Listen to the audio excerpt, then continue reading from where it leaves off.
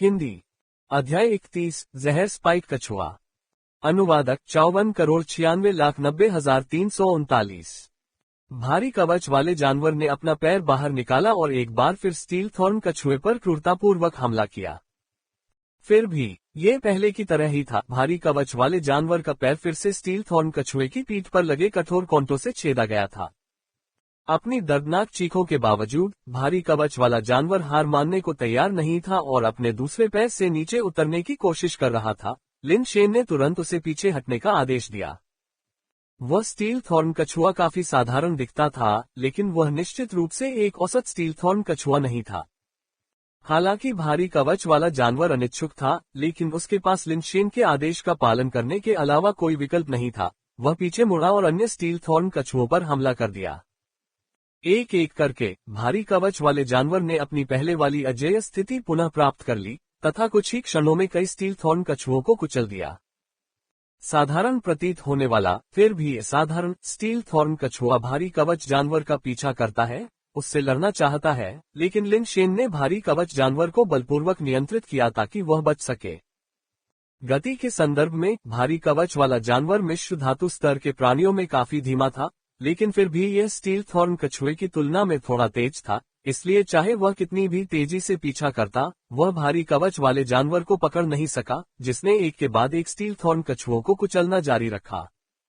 अचानक लिन शेन ने देखा कि भारी कवच वाले जानवर की गति धीमी हो गई थी और यहाँ तक कि उसकी दौड़ने की हरकत भी कुछ हद तक बंद हो गई थी, जैसे कि वह लंगड़ा रहा हो। क्या अभी अभी इतनी बुरी तरह चोट लगी थी? लिन शेन को यह अजीब लगा। अगर उस पैर की चोट उसकी गतिशीलता को प्रभावित कर रही थी, तो लक्षण अभी क्यों दिखाई दिए? Ads by pub future. भारी कवच जानवर के घायल पैर पर नजर डालते हुए लिन शेन को तुरंत लगा कि यह कोई साधारण चोट नहीं हो सकती है।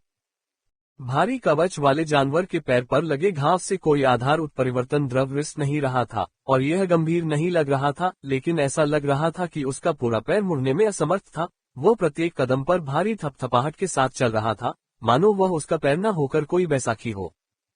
यह अच्छा नहीं है। उस स्टील थॉर्न कछुए पर लगे स्पाइक्स में कुछ विष जैसा कुछ है। लिन शेन को समस्या का एहसास हुआ। विष जैसा पदार्थ अभी भी भारी कवच वाले जानवर के शरीर में फैल रहा था, जिससे उसकी गतिविधियां लगातार बाधित हो रही थीं। स्टील थॉर्न कछुए ने उसे पकड़ लिया और भारी कवच वाले जानवर ने उसे जोर से लात मारने की कोशिश की, लेकिन उसकी गर्दन कछुए के मुंह में फंस गई और वह काफी कोशिश करने के बाद भी उसे छुड़ा नहीं सका। दूसरे पैर से लात मारने का प्रयास व्यर्थ था, क्योंकि वह पैर अब लकड़ी की तरह अनुत्तरदायी हो गया था। समय पर एक टांके से 9 टांके बच जाते हैं। लिन शेन ने खुद को मजबूत किया और उल्कापिंड लौह निगल को बुलाया। जैसे ही स्टील थॉर्न कछुआ हठपूर्वक भारी कवच वाले जानवर के पैर की गर्दन से चिपका रहा, उल्कापिंड लौह निगल एक काले ब्लेड में बदल गया और अविश्वसनीय गति के साथ उसकी गर्दन पर वार किया। किसने सोचा होगा कि स्टील थॉर्न कछुआ चाल में तेज नहीं था, लेकिन अपनी गर्दन को पीछे खींचने में आश्चर्यजनक रूप से तेज था। उसने अपनी पकड़ ढीली कर दी और अपनी गर्दन को पीछे खींच लिया, जिससे उल्कापिंड लौह निगल के प्रहार से बच गया। स्टील थॉर्न कछुए ने उल्कापिंड लौह निगल के हमले को चकमा देते हुए बिजली की गति से अपनी गर्दन को आगे बढ़ाया और भारी कवच जानवर के पैर को फिर से काटने का प्रयास किया। हालांकि उसने कभी यह अनुमान नहीं लगाया था कि उल्कापिंड लौह निगल, जो भयंकर रूप से आगे की ओर उड़ता हुआ प्रतीत होता था, एक विचित्र मोड़ लेगा और पहले से भी अधिक तेजी से वापस लौटेगा तथा एक बार फिर स्टील थॉर्न कछुए की गर्दन पर वार करेगा। सबसे पहले स्टील थॉर्न कछुए को ऐसी चाल की उम्मीद नहीं थी और दूसरे, दूरी बहुत कम थी और उल्कापिंड लौह निगल की गति इतनी आश्चर्यजनक रूप से तेज थी कि उसने कछुए को अपनी गर्दन को फिर से वापस लेने का कोई अवसर नहीं दिया। Ads by pub future. एक काली बिजली चमकी और एक तेज झटके के साथ स्टील थॉर्न कछुए की गर्दन ब्लेड की तरह तेज उल्कापिंड आयरन स्वेलो द्वारा अलग कर दी गई। इसकी गर्दन इसके खोल और कॉन्टोर जितनी कठोर नहीं थी और यह उल्कापिंड लौह निगल के एक ही घातक प्रहार का शिकार हो गई, जिसे स्विफ्ट स्लैश और स्वेलो रिटर्न दोनों ने बढ़ाया था। म्यूटेंट स्टील प्राणी पॉइजन स्पाइक कछुए को मार दिया। स्टील थॉर्न कछुए की मौत के बाद लिन शेन के चेहरे पर कोई खास खुशी नहीं थी। इसके बजाय उसने हैवी आर्मर बीस्ट और उल्कापिंड आयरन स्वेलो को आदेश दिया कि वे बचे हुए स्टील थॉर्न कछुओं को और भी तेजी से खत्म कर दें।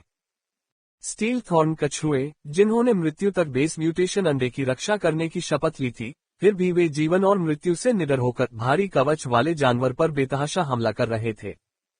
यदि कोई विकल्प होता तो लिन शेन उन्हें पूरी तरह से खत्म नहीं करना चाहता। आखिरकार स्टील सामग्री बहुत मूल्यवान नहीं थी और संभवतः इतनी सारी वस्तुओं को वापस ले जाना संभव नहीं होगा। उसने भारी कवच वाले जानवर और उल्कापिंड लौह निगल को स्टील थॉर्न कछुओं की हत्या में तेजी लाने का आदेश दिया था, जिसका कारण उसकी चिंता थी। कुछ समय बाद लिन शेन की चिंताएं सबसे खराब संभावित परिदृश्य की ओर विकसित हुई। भारी कवच वाले जानवर के 2 घायल पैर अब हिल नहीं सकते थे, यहाँ तक कि उसका शरीर भी अकड़ने लगा था, जिससे चलना मुश्किल हो रहा था। इससे भी अधिक पीड़ादायक बात यह थी कि उल्कापिंड लौह निगल के पंख भी कठोर होने लगे। इसका उड़ान पथ अत्यधिक अस्थिर हो गया तथा इसकी गति भी काफी धीमी हो गई तथा ये कई बार आकाश से गिरने के कगार पर पहुंच गया। सौभाग्य से वे दोनों मिश्र धातु जीव थे जो स्टील थॉर्न कछुओं की तुलना में ताकत में एक स्तर अधिक थे, अन्यथा वे अब तक झुंड में आए कछुओं द्वारा मारे जा चुके होते। लिन शेन ने पहले खुद को उत्परिवर्तित जहर कांटे कछुए के एक्यूपॉइंट को मारने के लिए नीचे जाने से परहेज किया था, इस डर से कि वह भी पदार्थ से संक्रमित हो जाएगा, चाहे वह विष हो या कुछ और। यही कारण था कि उसने उल्कापिंड लौह निगल को कोशिश करने दी। परिणाम बहुत बुरा था, यहाँ तक कि सुरक्षित उल्कापिंड आयरन स्वेलो भी प्रभावित हुआ था और लिन शेन को नहीं पता था कि उन्हें कैसे बचाया जाए। वह केवल असहाय होकर देख सकता था कि कैसे उनके शरीर धीरे धीरे कठोर होते गए जब तक कि वे पूरी तरह से स्थिर नहीं हो गए, धातु की मूर्तियों की तरह। लगभग 1 दर्जन स्टील थॉर्न कछुए बचे थे, लेकिन सौभाग्य से लिन शेन के पास अभी भी सुपरसोनिक गनमैन था, जिसने सिर पर गोलियां चलाई और शेष कछुओं को मार डाला। मुझे यहाँ से जल्दी से निकलना होगा। लिन शेन ने रुकने की हिम्मत नहीं की। उसे डर था कि स्टील थॉर्न कछुओं की लाशें और उनके शरीर से निकलने वाला बेस म्यूटेशन द्रव अन्य बेस वेरिएंट प्राणियों को आकर्षित करेगा। यहाँ तक कि रेत के गड्ढों में मौजूद बेस म्यूटेशन अंडे भी लिन शेन द्वारा छोड़ दिए गए थे, जो केवल बैकअप के लिए अपने बैग में कुछ पैक करने का इरादा रखता था। मुझे आश्चर्य है कि क्या उस उत्परिवर्तित जहर कांटे कछुए ने यहाँ अंडे दिए थे। जैसा कि लिन शेन ने सोचा, उसकी बाह के चारों ओर लिपटा मौत का पाउडर अचानक अपने आप हिल गया, एक सांप की तरह उसकी आस्तीन से बाहर निकलकर रेत के गड्ढे की ओर बढ़ गया। डेथ पाउडर, बाहर आओ, मेरे उत्परिवर्ती बेस म्यूटेशन अंडे को मत छुओ, लिन शेन ने सोचा, रेत के गड्ढे की ओर कदम से कदम बढ़ाते हुए, अपनी कमर को सीधा करने में असमर्थ और बड़ी मुश्किल से चल रहा था। दुर्भाग्य से डेथ पाउडर ने उसकी आज्ञा नहीं मानी, वह रेत के गड्ढे में घुस गया। लिन शेन के गड्ढे तक पहुंचने से पहले डेथ पाउडर अपने आप बाहर आ गया और फिर दूसरे रेत के गड्ढे पर झपट पड़ा। लिन शेन ने उसका पीछा करना छोड़ दिया था और असहाय होकर देख रहा था कि डेथ पाउडर तेजी से रेत के गड्ढों के बीच से गुजर रहा था और बारी बारी से उनमें से सैकड़ों को खा रहा था। आखिरी रेत के गड्ढे से बाहर निकलने के बाद डेथ पाउडर ने म्यूटेटेड पॉइजन थॉर्न कछुए की लाश पर हमला किया। उसका शरीर और मुंह के अंग बहुत ज्यादा फैल गए और उसने म्यूटेटेड पॉइजन थॉर्न कछुए की लाश को एक ही घूंट में निगल लिया। मैंने अभी तक बेस म्यूटेशन फ्लूइड एकत्र नहीं किया है। यह एक उत्परिवर्ती प्राणी का दुर्लभ बेस म्यूटेशन फ्लूइड है। लिन शेन बहुत निराश था क्योंकि उसने देखा कि अच्छी चीजें बर्बाद हो रही थी। ये एक उत्परिवर्ती प्राणी की सामग्रियां थीं। यद्यपि यह निम्न स्तर था, परंतु म्यूटेंट शब्द की उपस्थिति ने इसे पर्याप्त मूल्यवान बना दिया। ये और भी अधिक निराशाजनक था क्योंकि उत्परिवर्तित विष कछुओं ने संभवतः अंडे दिए थे, जो संभवतः उत्परिवर्तित अंडे थे जिन्हें डेथ पाउडर ने गुप्त रूप से खा लिया था।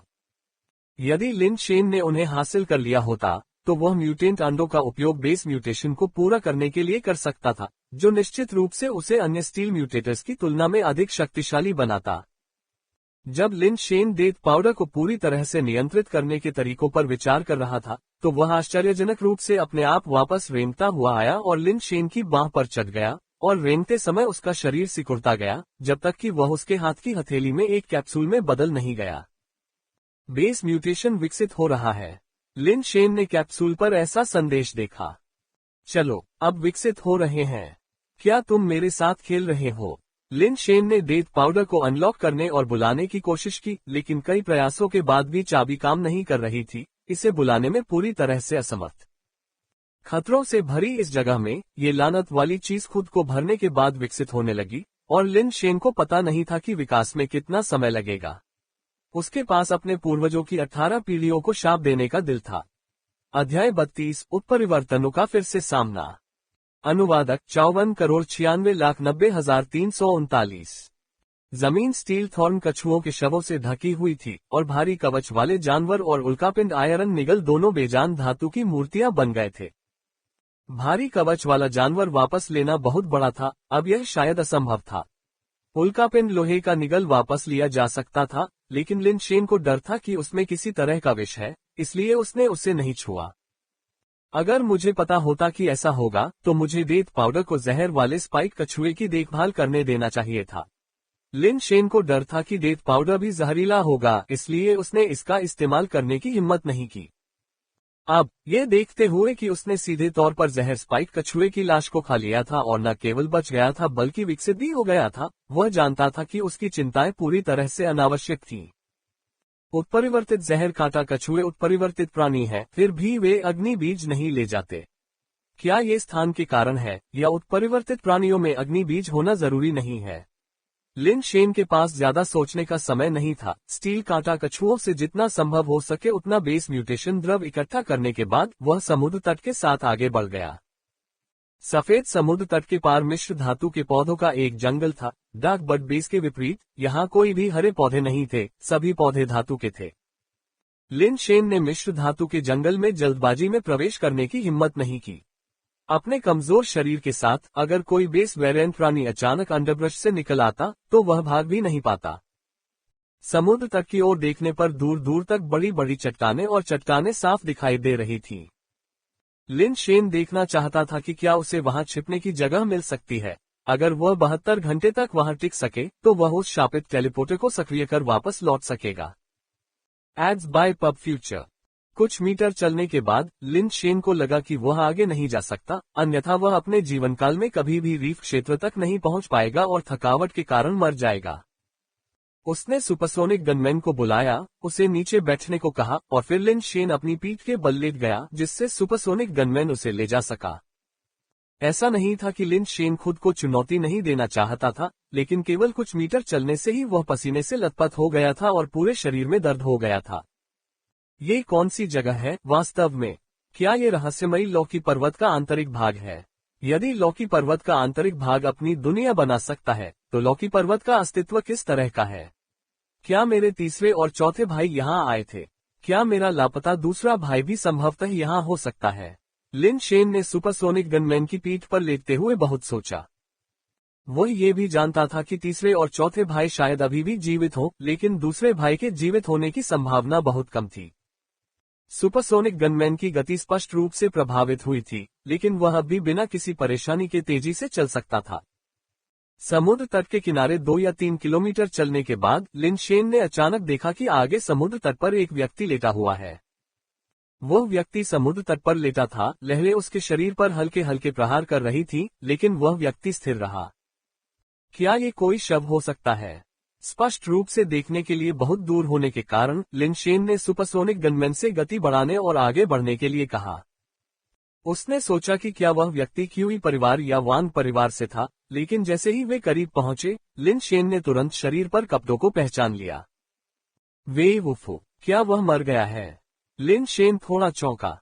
हालांकि वह जानता था कि वेई वुफू के उसके पीछे आने के अपने ही उद्देश्य थे, लेकिन वेई वुफू खतरनाक परिस्थितियों में उसकी मदद करने के लिए खड़ा था। उसे यहाँ मरा हुआ देखकर लिन शेन को अभी भी कुछ दुख हुआ। वेई वुफू पहुंचने पर सुपरसोनिक गनमैन ने लिन शेन को नीचे गिरा दिया। लिन शेन ने सुपरसोनिक गनमैन से वेई वुफू के शरीर को थोड़ा बाहर खींचने के लिए कहा, जहां लहरें अब उस तक नहीं पहुंच सके। वेई वुफू के कपड़े कई जगह से फटे हुए थे, लेकिन उसके शरीर पर कोई घाव नहीं था। उसके बाल अस्त व्यस्त थे, समुद्र के पानी से भीगे हुए थे और उसके सिर पर लटके हुए थे। लिन शेन ने सांस लेने की जांच करने के लिए हाथ बढ़ाया और नब्ज महसूस की। ये देखकर कुछ आश्चर्यचकित हुए कि वह व्यक्ति वास्तव में अभी भी जीवित था, केवल बेहोश लग रहा था। इस खोज ने लिन शेन को कुछ उलझन में डाल दिया। अगर वेई वुफू ने पहले उसकी मदद नहीं की होती, तो लिन शेन ने भविष्य में होने वाली परेशानी से बचने के लिए तुरंत सुपरसोनिक गनमैन को गोली मारकर उसे उड़ा दिया होता।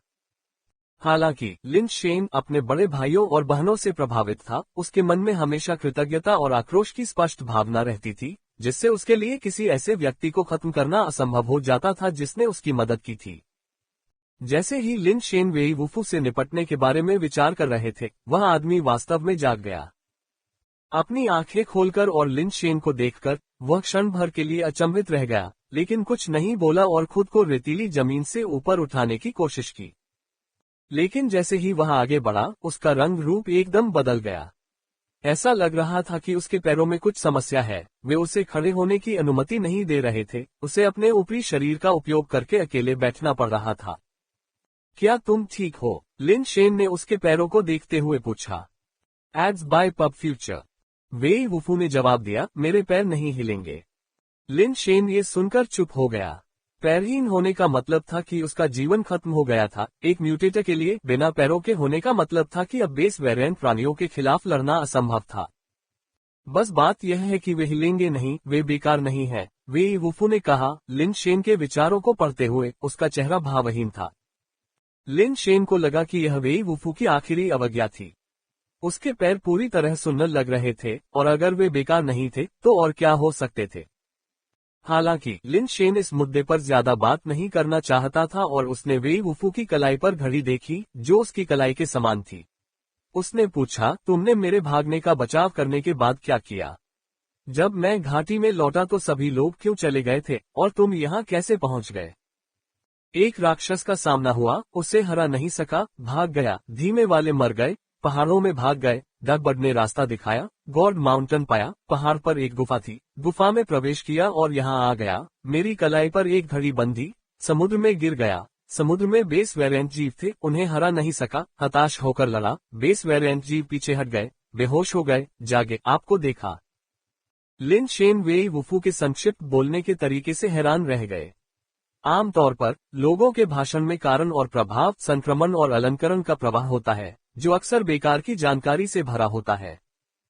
दूसरी ओर वेई वुफू ने अपने भाषण में किसी भी अनावश्यक शब्द का प्रयोग नहीं किया, बल्कि केवल उपयोगी जानकारी ही दी, मानो किसी रूपरेखा से पाठ पढ़ रहे हों। किस तरह का राक्षस? लिन शेन ने वेई वुफू द्वारा इस्तेमाल किए गए शब्द पर ध्यान केंद्रित किया। उसने कहा, राक्षस न कि बेस वेरिएंट प्राणी। पता नहीं, एक व्यक्ति की तरह, लेकिन एक व्यक्ति की तरह नहीं, एक बेस वेरिएंट प्राणी की तरह, लेकिन एक की तरह नहीं, वेई वुफू ने जवाब दिया। वह, क्या आप बता सकते हैं कि वह राक्षस कैसा दिखता था? लिन शेन को लगा जैसे उसने सुना भी था और नहीं भी सुना था। जैसे ही वेई वुफू जवाब देने वाले थे, समुद्र के पानी की तेज आवाज ने उनका ध्यान खींचा। दोनों पुरुषों ने सिर घुमाकर देखा और उनके चेहरे तुरंत बदल गए। नीले मिश्र धातु से बना शरीर, मानिक जैसी आंखें, मानव जैसा आकार लेकिन मछली के तराजू, पीठ और मुकुट पर पंख और गालों के नीचे गलफड़े वाला एक प्राणी समुद्र से निकला। यह एक लाल धातु का कांटा लिए हुए था और लिन शेन और वेई वुफू को शिकारी तीव्रता से घूरते हुए रेतीले समुद्र तट की ओर कदम दर कदम आगे बढ़ रहा था। वेई वुफू ने कहा, आप जाइए, उत्परिवर्तित मिश्र धातु प्राणियों के खिलाफ नहीं जीत सकते। कोई बात नहीं, अगर मैं जा सकता था तो क्यों नहीं? लिन शेन निराश हो गया, ये जानते हुए कि उसकी शारीरिक स्थिति एक गंभीर समस्या थी। भागने में भी असमर्थ, उसने जल्दी से सुपरसोनिक गनमैन को उसे ले जाने के लिए बुलाया। लेकिन जैसे ही सुपरसोनिक गनमैन आगे बढ़ा, उसने तुरंत बेस वेरिएंट क्रिएचर का ध्यान अपनी ओर आकर्षित कर लिया, जिसे इस बात की परवाह नहीं थी कि सुपरसोनिक गनमैन उसके पीछे आ रहा है या नहीं। उसके पपड़ीदार पैर भयानक ताकत और गति के साथ फट पड़े, एक पल में 1 दर्जन मीटर से अधिक की दूरी तय करके सुपरसोनिक गनमैन के करीब पहुंच गए और अपनी कांटे को उसकी ओर बढ़ा दिया। क्या तुम पागल हो? लिन शेन लगभग निराशा में चिल्लाया। विज्ञापन हटाकर अपने पढ़ने के अनुभव को बेहतर बना 33, वेई वुफू का अंडा। अनुवादक 54,96,90,339। उत्परिवर्तित जीव बाहर बहुत कम दिखाई देते हैं, तो यहाँ इतने सारे क्यों हैं? उनमें से 2 का सामना तो सिर्फ इस समुद्र तट पर ही हो गया। लिन शेन जानता था कि वह इस समय पीछे नहीं हट सकता था, एक बार उसने ऐसा किया तो वह उसका अंत हो जाएगा। वेई वुफू, वह निर्दयी आदमी, अपनी तेज तांग तलवार के साथ उत्परिवर्ती प्राणी से नहीं लड़ सकता था। सुपरसोनिक गनमैन भी निश्चित रूप से उसका मुकाबला नहीं कर सकता था।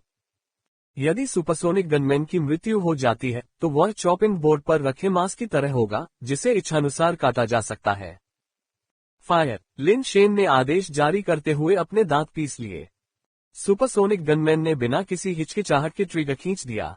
गोलियां बैरल से निकलकर उत्परिवर्ती प्राणी के सिर की ओर चली। गोली चलाते समय सुपरसोनिक गनमैन बाल बाल उस प्राणी के फावड़े से बच निकला। उत्परिवर्ती प्राणी ने अपना सिर झुकाया और सुपरसोनिक गनमैन की गोलियों से बच निकला।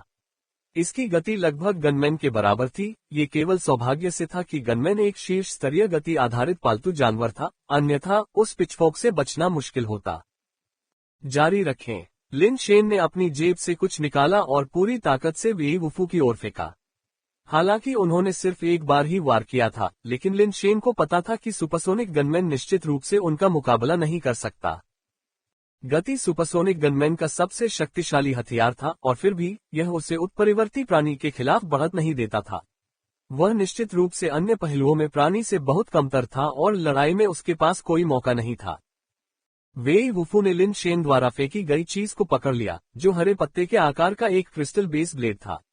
उसने तुरंत ब्लेड को अपनी उंगलियों के बीच दबा लिया और म्यूटेंट प्राणी को घूरते हुए धीरे से फुसफुसाया, चलो चलते हैं।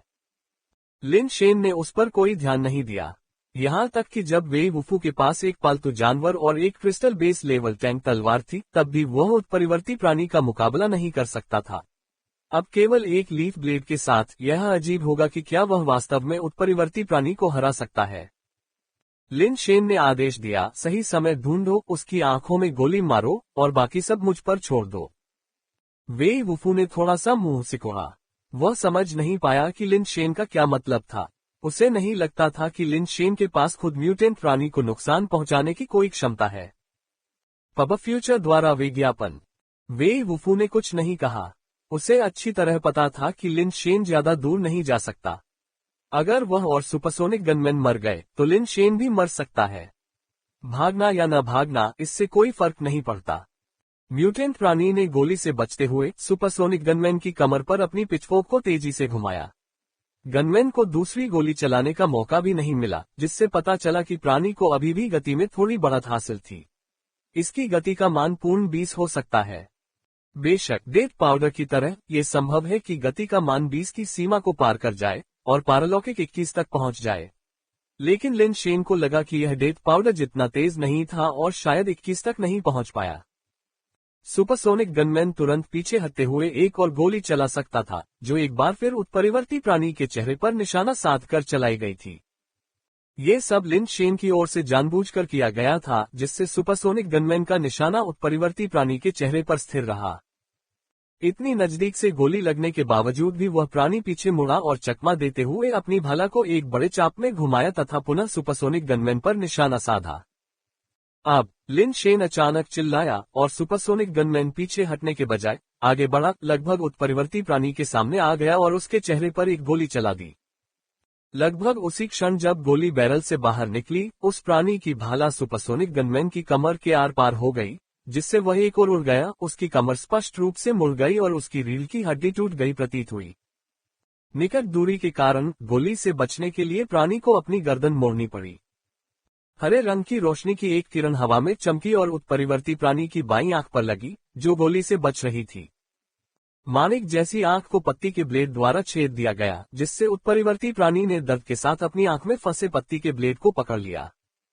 वेई वुफू ने देखा कि लिन शेन अचानक उसी समय उत्परिवर्ती प्राणी पर हमला कर रहा था। उसकी गति सुपरसोनिक गनमैन द्वारा दागी गई गोली से भी अधिक तेज थी।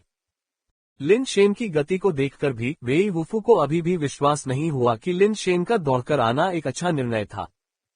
वह बता सकता था कि लिन शेन एक ऐसा व्यक्ति था जिसमें आधार उत्परिवर्तन की कमी थी, यह नहीं जानते हुए कि उसने उस तरह की गति के साथ अस्थायी रूप से विस्फोट करने के लिए किस विधि का उपयोग किया था। इस तथ्य को तो छोड़ ही दे कि उसकी गति उत्परिवर्ती प्राणी की तुलना में ज्यादा तेज नहीं थी। भले ही वह तेज था, लेकिन उसकी ताकत उस प्राणी को नुकसान पहुंचाने के लिए पर्याप्त नहीं थी। उस पर हमला करना मौत को आमंत्रित करने से अलग नहीं था, खासकर जब लिन शेन ने बलपूर्वक अपनी उंगली उत्परिवर्ती प्राणी की कमर पर दबाई, तो वेई वुफू ने सोचा कि लिन शेन की उंगली निश्चित रूप से टूट जाएगी और उत्परिवर्ती प्राणी पूरी तरह से सुरक्षित रहेगा। पब फ्यूचर द्वारा विज्ञापन। डोंग। लिन शेन की उंगली उत्परिवर्ती प्राणी की कमर के गड्ढे में जा लगी, जिससे एक धीमी आवाज आए और लिन शेन के मुंह से दर्द भरी घुरघुराहट निकली। जैसा कि वेई वुफू ने भविष्यवाणी की थी, लिन शेन की उंगली की हड्डियां कुचल गईं और एक भयावह रूप ले लिया। और जैसा कि वेई वुफू ने सोचा था, उत्परिवर्ती प्राणी पूरी तरह से सुरक्षित था। भले ही लिन शेन ने उसके कमजोर हिस्से पर हमला किया, फिर भी वह उसे जरा भी चोट नहीं पहुंचा सका। बैकवोट। लेकिन इसके बाद जो हुआ उससे वेई वुफू वहीं खड़े रह गए और स्तब्ध रह गए। उत्परिवर्ती प्राणी ने अचानक चलना बंद कर दिया था। वह एक हाथ से कांटे पर तथा दूसरे हाथ से लीफ ब्लेड को दबाते हुए खड़ा था, जैसे किसी रोबोट की शक्ति अचानक समाप्त हो गई हो। ये बहुत दर्द कर रहा है। लिन शेन दर्द से फुसफुसाया, उसकी मुड़ी हुई उंगलियां छोटी मूली की तरह सूज गई थीं। वेई वुफू की लिन शेन पर नजर कुछ अजीब हो गई थी, मानो वह उसे पहली बार देख रहा हो। उसने लिन शेन को सुपरसोनिक गनमैन पर एक्यू पॉइंट सीलिंग का इस्तेमाल करते देखा था, लेकिन उसने कभी नहीं सोचा था कि इस उत्परिवर्ती प्राणी को भी सील किया जा सकता है। वह किस तरह की ताकत थी, वेई वुफू ने कभी नहीं सुना था। बेस म्यूटेशन के बिना एक इंसान वास्तव में ऐसी गति और समझ से परे तकनीकों में सक्षम था। लिन शेन काफी कुछ था। हिलना मत, इधर आओ, वेई वुफू ने कहा जब उसने लिन शेन को अपनी जेब से दवा की एक शीशी निकालते और अपनी उंगलियों पर लगाने को कहा। लिन शेन वेई वुफू के बोलने के तरीके का आदी हो चुका था और अब वह और कुछ पूछने की जहमत नहीं उठा सकता था, इसलिए उसने अपने भारी शरीर को वेई वुफू के पास खींच लिया। हाथ नीचे बैठ जाओ, वेई वुफू ने आदेश दिया। लिन शेन ने उसका इरादा समझ लिया, नीचे बैठ गया और अपनी घायल उंगलियों को उसके सामने फैला दिया। वेई वुफू की उंगलियां चमक उठी और उसने लिन शेन की घायल उंगली को जोर से सहलाया, जिससे एक तीखी चटकने वाली आवाज आई, जिससे लिन शेन पीड़ा में चिल्ला उठा। AI trading assistant, accurate stock analysis at your fingertips. AI powered stock analysis and share price forecasts. दवा लगाओ, वेई वुफू ने आदेश दिया। लिन शेन की चीखें बंद हो गईं क्योंकि दर्द कम हो गया। आश्चर्यजनक रूप से उसकी उंगली में दर्द कम हो गया और उसे बहुत बेहतर महसूस हुआ। नीचे देखने पर उसने पाया कि उसकी मुड़ी हुई उंगली अब सीधी हो गई थी। बिना कुछ और कहे लिन शेन ने अपनी घायल उंगली पर दवा की कुछ बूंदें डाली, लेकिन अपनी नजर उत्परिवर्ती प्राणी पर टिकाए रखी। सौभाग्य से म्यूटेंट डेथ पाउडर के भयानक स्तर तक नहीं पहुंचा था। उसके एक्यू पॉइंट सील कर दिए गए थे और वह हिल नहीं सकता था, लेकिन लिन शेन को नहीं पता था कि इसका असर कितने समय तक रहेगा। उसकी नजर सुपरसोनिक गनमैन पर गई, उसकी रीढ़ की हड्डी टूट गई थी। हालांकि वह मरा नहीं था, लेकिन अब वह रेंग भी नहीं सकता था, गोली चलाना तो दूर की बात थी। अपने दांतों को भींचते हुए लिन शेन उत्परिवर्ती प्राणी के सामने गया और उसकी आंख से पत्ती के ब्लेड को खींचने की कोशिश की, लेकिन प्राणी ने ब्लेड को कसकर पकड़ रखा था और लिन शेन चाहे कितनी भी कोशिश कर ले, वह उसे हिला नहीं सका। आपके पास कोई बेस म्यूटेशन नहीं है? वेई वुफू ने लिन शेन को हैरान भाव से देखते हुए पूछा। वह निश्चित था कि लिन शेन में कोई आधार उत्परिवर्तन नहीं था, लेकिन अब उसे अपने निर्णय पर संदेह होने लगा था। मुझे नहीं पता, लिन शेन ने अपना हाथ लटकाते हुए कहा और वेई वुफू को देखते हुए कहा, आपके हाथ अभी भी हिल सकते हैं, क्या आप आकर इसे खत्म कर सकते हैं? इसे यहाँ नहीं मारा जा सकता। वेई वुफू ने कुछ निकाला और लिन शेन की ओर फेंक दिया। लिन शेन ने उसे पकड़ा और देखा कि यह एक अंडा था। हाँ, यह एक वास्तविक अंडा है, न कि बेस म्यूटेशन अंडा। बेस म्यूटेशन अंडे में धातु या क्रिस्टलीय खोल होता है, लेकिन यह अंडा चिकन या बत्तख के अंडे जैसा दिखता था, जिसका खोल ग्रे सफेद पतला और नाजुक था। ये कबूतर के अंडे से थोड़ा बड़ा और छोटा था। मुझे भूख नहीं है। लिन शेन ने सोचा कि वेई वुफू उसे अंडा खाने का सुझाव दे रहा है। ऐसा नहीं था कि उसे भूख लगी थी, लेकिन इतना छोटा अंडा भी उसे तृप्त नहीं कर सकता था, भले ही उसे भूख लगी हो। वेई वुफू ने निर्देश दिया, इसे मत खाओ, इसका उपयोग बेस म्यूटेट करने के लिए करो। इस अंडे का उपयोग बेस म्यूटेट करने के लिए करें। क्या आप निश्चित हैं? लिन शेन के मन में कई सवाल थे। इस चीज से कोई बेस म्यूटेट कैसे कर सकता है? उसे लगा जैसे वेई वुफू मजाक कर रहा था, लेकिन वेई वुफू के हाव भाव में मजाक का कोई संकेत नहीं था। जीना चाहते हो तो इसका उपयोग आधार परिवर्तन के लिए करो, वेई वुफू ने लिन शेन के संदेह को देखते हुए जोर दिया। लिन शेन को अभी भी यह अविश्वसनीय लग रहा था कि वह इस चीज से बेस म्यूटेट कर सकता है, और अगर यह संभव भी होता तो यह एक लंबी प्रक्रिया होती, कम से कम 3 से 5 दिन या शायद आधा महीना भी लग सकता था, और सबसे लंबा समय 1 या 2 महीने का होता। ऐसी जगह पर वह बेस म्यूटेट कैसे कर सकता था? सबसे अधिक संभावना यह है कि बेस म्यूटेशन पूरा करने से पहले ही एक्यू पॉइंट सीलिंग का प्रभाव खत्म हो जाएगा और उत्परिवर्ती प्राणी अपने कांटे के वार से उसे मार देगा। बहुत मजबूत, बहुत तेज, कठिन। सफलता का मतलब है जीवित रहना, असफलता का मतलब है मृत्यु, वेई वुफू ने एक बार फिर समझाया। आदिम अंडे। अनुवादक 54,96,90,339।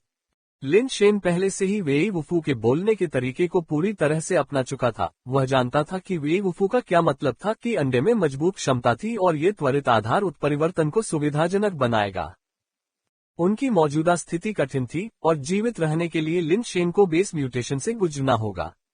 अगर वह असफल हो जाता तो उनकी मौजूदा परिस्थितियों को देखते हुए ये निश्चित रूप से एक मृत अंत था। क्या तुम्हें सच में यकीन है कि यह चीज बेस म्यूटेशन अंडा है? क्या तुम्हें यकीन है कि इसे मिलाया नहीं गया है और यह नाश्ते के लिए उबाले गए आपके छोटे मुर्गी के अंडों में से एक नहीं है?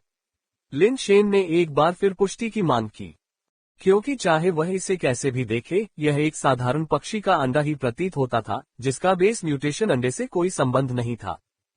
अगर तुम डर रहे हो तो बस इसे मुझे वापस दे दो, वेई वुफू ने कहा। तो मैं इसे आजमा कर देखूंगा, लिन शेन ने सोचा। अगर यह सिर्फ एक साधारण पक्षी का अंडा है तो मैं कुछ नहीं खोऊंगा, लेकिन अगर यह उतना ही शक्तिशाली है जितना वेई वुफू कहते हैं तो मैं जैकपॉट मार लूंगा। वेई वुफू जैसा दुर्जय व्यक्ति बेस म्यूटेशन अंडे की प्रशंसा तब तक नहीं करेगा जब तक कि वह असाधारण न हो। बस, मैंने किसी ऐसे जीन अंडे के बारे में क्यों नहीं सुना जो इतने कम समय में बेस म्यूटेशन को पूरा करने की अनुमति देता हो। अपना निर्णय लेने के बाद लिन शेन ने अब और कोई हिचकिचाहट नहीं दिखाई। वह अपने पैर खींचने वालों में से नहीं था। पूरी तरह से निष्क्रिय हो चुके उत्परिवर्तित प्राणी पर नजर डालते हुए लिन शेन ने उस अंडे को उठाया जो एक पक्षी के अंडे जैसा दिख रहा था, वास्तव में एक बेस म्यूटेशन अंडा, और उसे पूरा निगल लिया। हाँ, उसने उसे पूरा निगल लिया। Ads by pub Future. जिन मनुष्यों में आधार उत्परिवर्तन नहीं हुआ था, वे सीधे आधार उत्परिवर्तन द्रव या आधार उत्परिवर्तन अंडों में निहित सार का सेवन नहीं कर सकते थे। आमतौर पर उन्हें पहले सार इंजेक्शन को परिष्कृत और बनाना पड़ता था, जिसे फिर नियंत्रित खुराक में शरीर में प्रशासित किया जाता था। बेस म्यूटेशन के बाद मनुष्य सीधे कुछ बेस म्यूटेशन द्रव का सेवन कर सकता था, लेकिन ये जोखिम रहित नहीं था। बेस म्यूटेशन फ्लूइड की प्रकृति वायरस से काफी मिलती जुलती थी। इससे संक्रमित मनुष्य धीरे धीरे वायरस के साथ सह अस्तित्व में आ जाते थे और इसे अपने हिस्से के रूप में नियंत्रित करने और शामिल करने का प्रयास करते थे। बेशक ये सिर्फ एक सादृश्य था, वास्तविकता में बेस म्यूटेशन द्रव और वायरस के गुण कुछ अलग थे। बेस म्यूटेशन से रहित मनुष्यों को संक्रमण से गुजरने और अपने शरीर की संरचना को बदलने के लिए खोल सहित एक पूरे बेस म्यूटेशन अंडे को खाने की आवश्यकता थी। क्योंकि उसने पहले भी बड़ी मात्रा में एसेंस इंजेक्शन का उपयोग किया था, ऐसा लग रहा था जैसे उसे कई बार टीका लगाया गया हो, इसलिए इस प्रकार के संक्रमण का जोखिम वास्तव में अधिक नहीं था। आखिरकार वह सबसे निम्न स्तर के स्टील लेवल बेस म्यूटेशन अंडे का उपयोग कर रहा था। बेस म्यूटेशन में विफलता से ज्यादातर सिरदर्द, बुखार आदि जैसी समस्याएं होती थीं, जो सर्दी लगने से ज्यादा अलग नहीं होती थीं। वेई वुफू ने लिन शेन को पक्षी के अंडे निगलते हुए देखा। उसकी आंखों में पहचान की झलक दिखाई दी। उसने खुद से सोचा, 6 लोग जिन्होंने 14 प्राइमल अंडे का इस्तेमाल किया था, उनकी मृत्यु हो गई है, अब तक कोई भी सफल नहीं हुआ है। अब लिन शेन इतना शांत और शांत है कि वह अच्छी तरह से जानता है कि असफलता का मतलब निश्चित मृत्यु है। वह वास्तव में एक असाधारण व्यक्ति है। शायद वह वास्तव में सफल हो सकता है। वेई वुफू को स्वयं यह एहसास नहीं हुआ था कि यह उसकी रहस्यमयी बातचीत का तरीका था जिसने लिन शेन को गुमराह किया था। लिन शेन को गुमराह करने का कारण ये था कि उसने कभी भी बेस म्यूटेशन विफलता से किसी के मरने के बारे में नहीं सुना था। यह अवधारणा उसके दिमाग में मौजूद नहीं थी और उसे इस मुद्दे के बारे में कोई जानकारी नहीं थी, इसलिए उसने गलत समझा। बेशक अगर लिन शेन को पता होता तो शायद उसकी दिलचस्पी और भी अधिक होती। उसके तीसरे और चौथे भाई ने हमेशा उसे बेस म्यूटेशन में जल्दबाजी न करने की सलाह दी थी, जिसका मतलब था कि वे उसे पर्याप्त क्षमता वाला बेस म्यूटेशन अंडा ढूंढना चाहते थे। अगर लिन शेन को इस पक्षी के अंडे की उत्पत्ति के बारे में पता होता तो शायद वह फिर भी वही विकल्प चुनता। बेशक एक और महत्वपूर्ण कारण ने उनके निर्णय को प्रेरित किया। उनके पास अब कोई भी उपयोगी पालतू जानवर नहीं था और उन्हें चलने में भी कठिनाई हो रही थी। अपनी खुद की जीवित रहने की क्षमता को तुरंत बढ़ाए बिना परिणाम अभी भी मृत्यु ही होगा। आमतौर पर कोई व्यक्ति बेस म्यूटेशन अंडे को खाने से पहले उसे प्रोसेस करता है, लेकिन जाहिर है अब यह विकल्प नहीं था। सौभाग्य से अंडा बड़ा नहीं था और लिन शेन उसे पूरा निगलने में कामयाब रहा। जैसे ही अंडा उसके पेट में गया, लिन शेन को पता चल गया कि यह कोई साधारण पक्षी का अंडा नहीं है, बल्कि असली बेस म्यूटेशन अंडा है।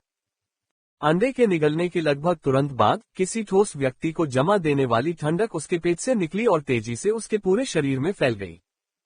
लिन शेन ने तुरंत अपने शरीर पर नियंत्रण खो दिया, वह सीधा जमीन पर गिर गया, लेकिन उसकी नसें अविश्वसनीय रूप से संवेदनशील हो गईं, उसकी त्वचा पर बाल का एक भी रेशा गिरने से उसे चुभने वाला दर्द हो सकता था। यहाँ तक कि जब धूल उनकी त्वचा पर जम जाती थी, तो तुरंत सूजन और लालिमा आ जाती थी। ये दर्द देता है यार, ये वास्तव में दर्द देता है। लिन शेन ने कभी नहीं सोचा था कि हवा में इतनी धूल हो सकती है। धूल, जो आमतौर पर अदृश्य होती है, लिन शेन पर गिर गई, जिससे उसे ऐसा महसूस हुआ जैसे उसके पूरे शरीर में सुइयां चुभ रही हों। वेई वुफू ने लिन शेन को देखा, जो जमीन पर निश्चल पड़ा था और उसके दिमाग में कई विचार दौड़ रहे थे। 14 नंबर वाले प्राइमवल अंडे को प्राइमवल अंडा कहा गया, न कि बेस म्यूटेशन अंडा, क्योंकि इसकी उत्पत्ति सामान्य बेस म्यूटेशन अंडों से भिन्न थी। 200 साल से भी अधिक समय पहले विभिन्न बेस वेरिएंट जीव दुनिया भर में दिखाई देने लगे। वे सभी मूल रूप से बेस म्यूटेशन जोन से उभरे थे। Ads by pub future. आम लोगों को बेस म्यूटेशन जोन के बारे में बहुत कम जानकारी थी। उन्हें केवल इतना पता था कि यह वह क्षेत्र है जहां बेस वेरिएंट प्राणी एकत्रित होते हैं। वे यह नहीं जानते थे कि बेस वेरिएंट जीव बेस म्यूटेशन जोन में क्यों एकत्रित होते हैं और ऐसे जीवों का प्रकट होना हमेशा बेस म्यूटेशन जोन से ही क्यों शुरू होता है। वेई वुफू जैसे लोग बहुत स्पष्ट थे, किसी क्षेत्र के आधार उत्परिवर्तन क्षेत्र में बदल जाने का कारण प्राइमवल अंडों की उपस्थिति थी। ऐसा इसलिए हुआ क्योंकि ये रहस्यमयी आदिम अंडे अज्ञात उत्पत्ति से पृथ्वी पर विभिन्न स्थानों पर गिरे, जिससे आसपास के जीवन रूपों को संक्रमित किया और उन्हें आधार उत्परिवर्तन से गुजरना पड़ा, जिससे आधार भिन्न जीव अस्तित्व में आए। 200 से अधिक वर्षों के प्रयास के बाद कुछ बेस म्यूटेशन जोन्स में प्राइमवल अंडों का एक छोटा सा हिस्सा मानव हाथों में पहुंच गया। बेस एलायंस के रिकॉर्ड के अनुसार कुल 16 प्राइमवल अंडे ज्ञात हैं, जिनमें से 11 का उपयोग बेस म्यूटेशन के लिए पहले ही किया जा चुका है। जहां तक उन अंडों का सवाल है जिनकी गिनती नहीं की गई है, उनकी संख्या अज्ञात है। प्रत्येक मानव जिसने आधार उत्परिवर्तन के लिए प्राइमवल अंडे का उपयोग किया, वह आधार उत्परिवर्तन अंडे का उपयोग करने वालों की तुलना में बहुत अधिक शक्तिशाली था, जो म्यूटेटरों के बीच राक्षसों के समान था। उन 2 लोगों को छोड़कर जो पहले ही मर चुके थे, अन्य सभी मनुष्य जिन्होंने बिना किसी अपवाद के आधार उत्परिवर्तन के लिए प्राइमवल अंडों का उपयोग किया, मानव उत्परिवर्तकों के अभिजात वर्ग बन गए और वास्तव में पिरामिड के शीर्ष पर खड़े हो गए। हालांकि आधार उत्परिवर्तन के लिए प्राइमवल अंडों का उपयोग करना अत्यधिक खतरनाक था। लगभग हर ज्ञात प्राइमवल अंडे ने मानव जीवन को लील लिया था।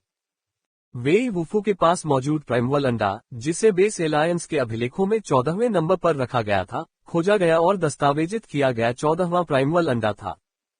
14 नंबर प्राइमवल अंडे की खोज 70 साल पहले की गई थी और तब से 6 मनुष्यों ने इसे बेस म्यूटेशन के लिए उपयोग करने का प्रयास किया था। बिना किसी अपवाद के सभी की मृत्यु हो गई थी।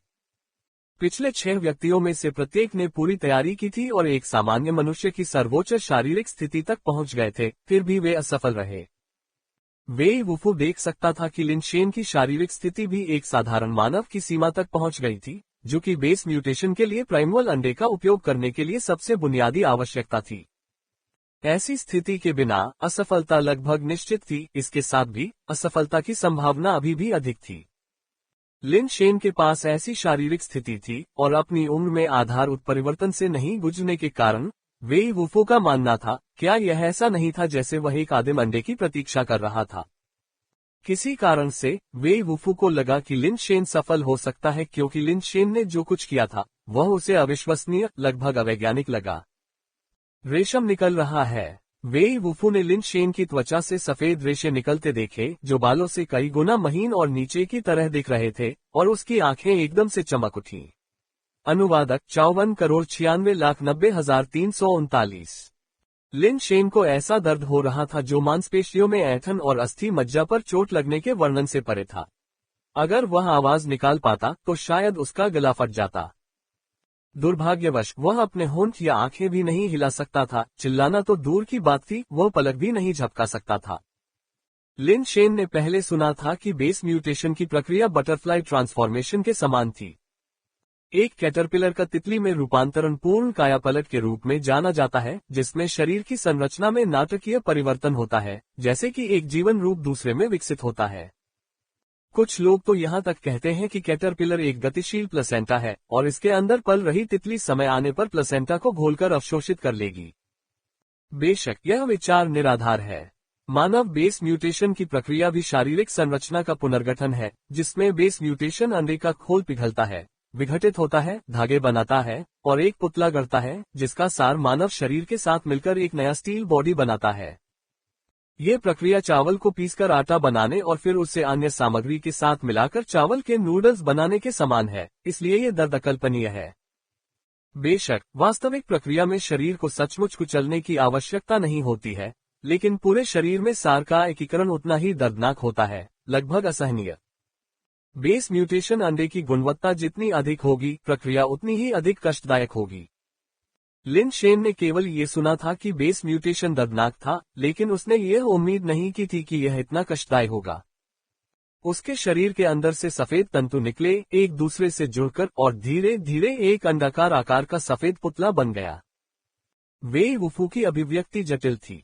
लिन शेन से पहले जिन मनुष्यों ने आधार उत्परिवर्तन के लिए आदिम अंडा संख्या 14 का उपयोग करने की कोशिश की थी, उनमें से कोई भी पुतला बनाने की अवस्था तक पहुंचने में कामयाब नहीं हुआ। वे सभी आदिम अंडा निगलने के तुरंत बाद मर गए।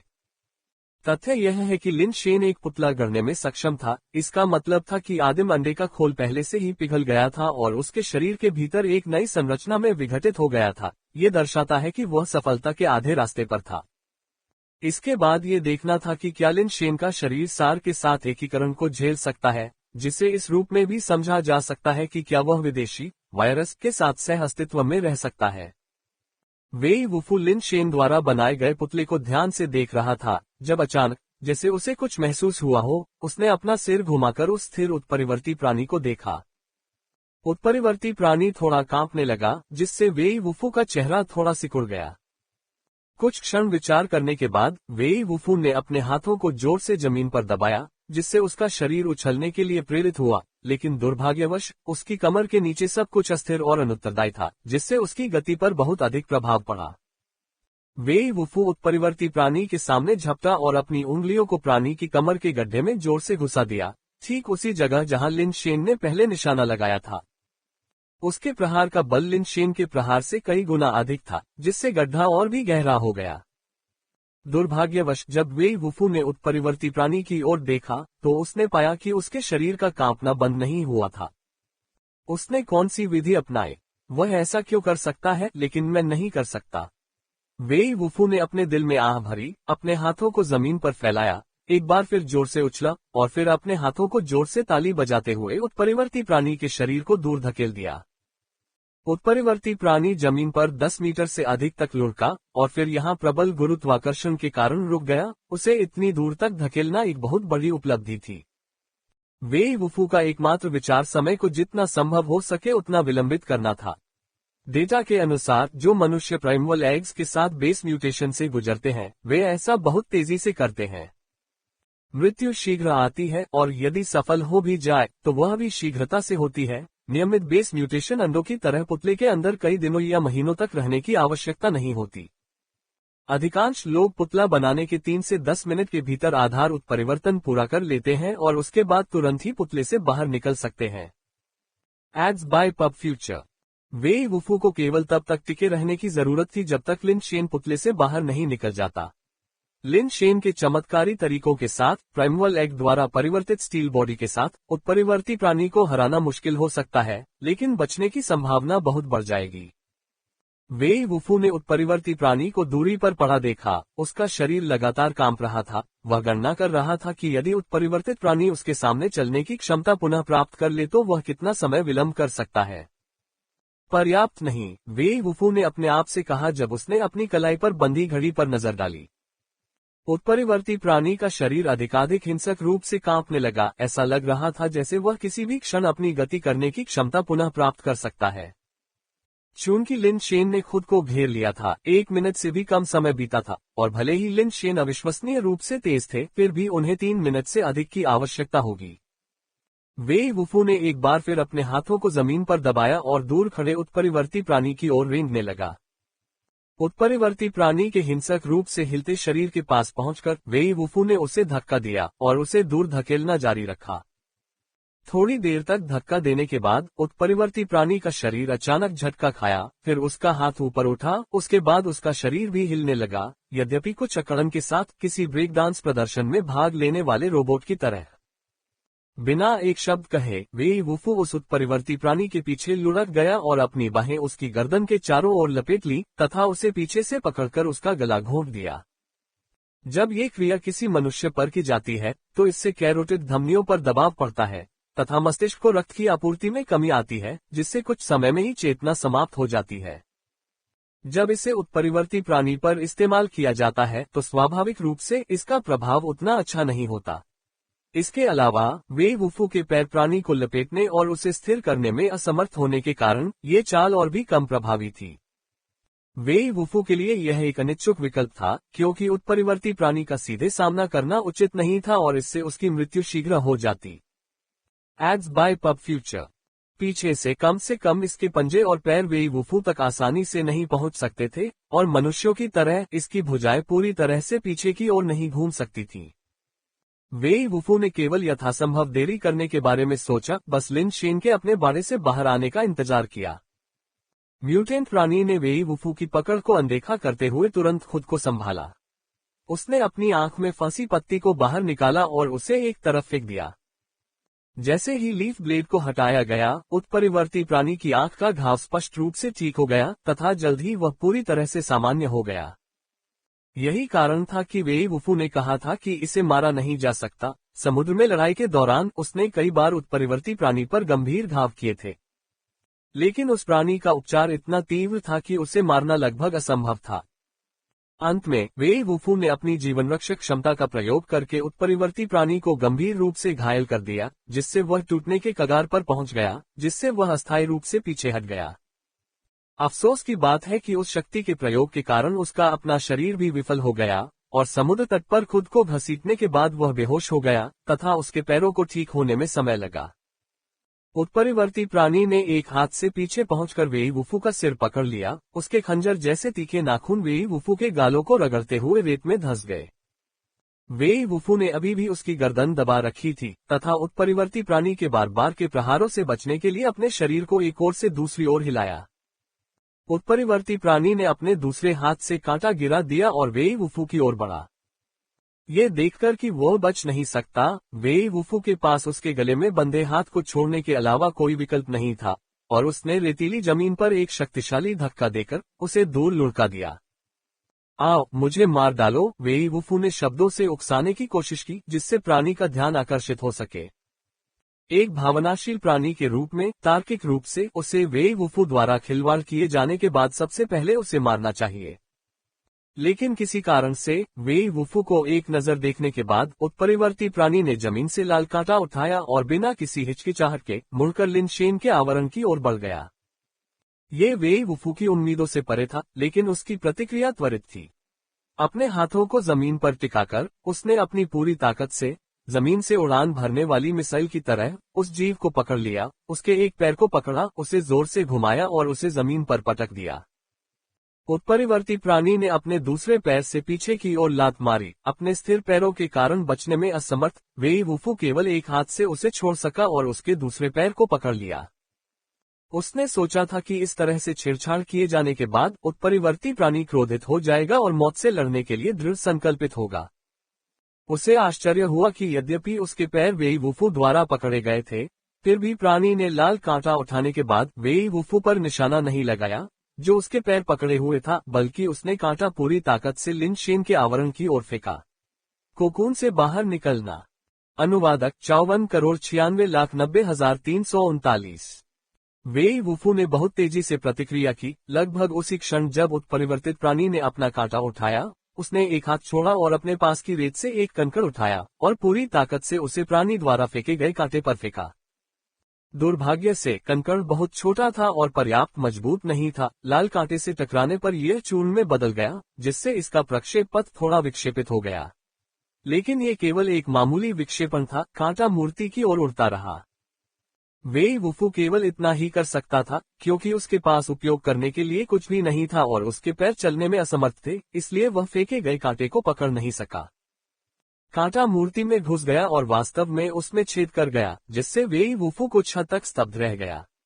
NOWELLBJAN.CO आदिम अंडे साधारण प्रतीत होते थे, लेकिन वास्तव में असाधारण थे। उनकी ताकत नियमित स्टील म्यूटेंट अंडों की तुलना में बहुत अधिक थी और उनके द्वारा बनाई गई मूर्तियां नियमित स्टील बॉडीज की तुलना में अधिक टिकाऊ थीं। यद्यपि उत्परिवर्तित प्राणी मिश्र धातु स्तर का था, पत्थर के कारण कांटे की ताकत कुछ कम हो गई थी और मूर्ति की अपनी मजबूती को देखते हुए इसे इतनी आसानी से भेदा नहीं जा सकता था। जिस आसानी से मूर्ति को भेदा गया, उसका मतलब केवल ये था कि मूर्ति की मजबूती वेई वुफू के अनुमान से बहुत कम थी। ये कैसे हो सकता है? ये सही नहीं है, तुलना बहुत कमजोर है। वेई वुफू खुद को रोक नहीं सका और खुद से बुदबुदाया। वह सोच रहा था कि ताकत इतनी कम क्यों थी, कुछ तो गड़बड़ थी। दूसरों की तुलना में जिन्होंने प्राइमल अंडे का इस्तेमाल करके मूर्तियां बनाई थीं, लिन शेन की मूर्ति बहुत कमजोर थी। किसी कारणवश उन्होंने जो कहा वह अलग तरह से सामने आया। Ads by pub Future. उत्परिवर्तित प्राणी को लिन शेन के प्रति कुछ विशेष जुनून था। यह नहीं पता था कि ऐसा इसलिए था क्योंकि लिन शेन ने उसके दबाव बिंदु पर प्रहार किया था या किसी अन्य कारण से। यद्यपि मूर्ति को छेद दिया गया था, फिर भी उत्परिवर्तित प्राणी निर्दयी था और वेई वुफू को कदम दर कदम मूर्ति की ओर खींच रहा था। अपने पैरों में बल लगाने में असमर्थ होने के कारण तथा अपनी बाहों को प्राणी के पैरों के चारों ओर लपेटे होने के कारण वेई वुफू उसे मूर्ति की ओर बढ़ने से नहीं रोक सका। जैसे ही वेई वुफू का दिमाग उस उत्परिवर्तित प्राणी को रोकने और समय खरीदने का तरीका खोज रहा था, प्राणी अचानक अपने आप रुक गया। वेई वुफू को ये समझ में नहीं आ रहा था कि क्या हुआ था, इसलिए उसने अपना सिर उठाकर मूर्ति की स्थिति को देखा। वह जानना चाहता था कि क्या हुआ था और यह उत्परिवर्तित प्राणी अपने आप क्यों रुक गया था। उस दिशा में देखते हुए वेई वुफू ने देखा कि मूर्ति में फंसा लाल कांटा अब भाप छोड़ रहा था, जो हर पल सघन होता जा रहा था। कुछ ही देर में लाल कांटे का धातु का शाफ्ट धीरे धीरे सुनहरा लाल हो गया, रंग में चमकीला होता गया, लाल गर्म स्टील जैसा दिखने लगा।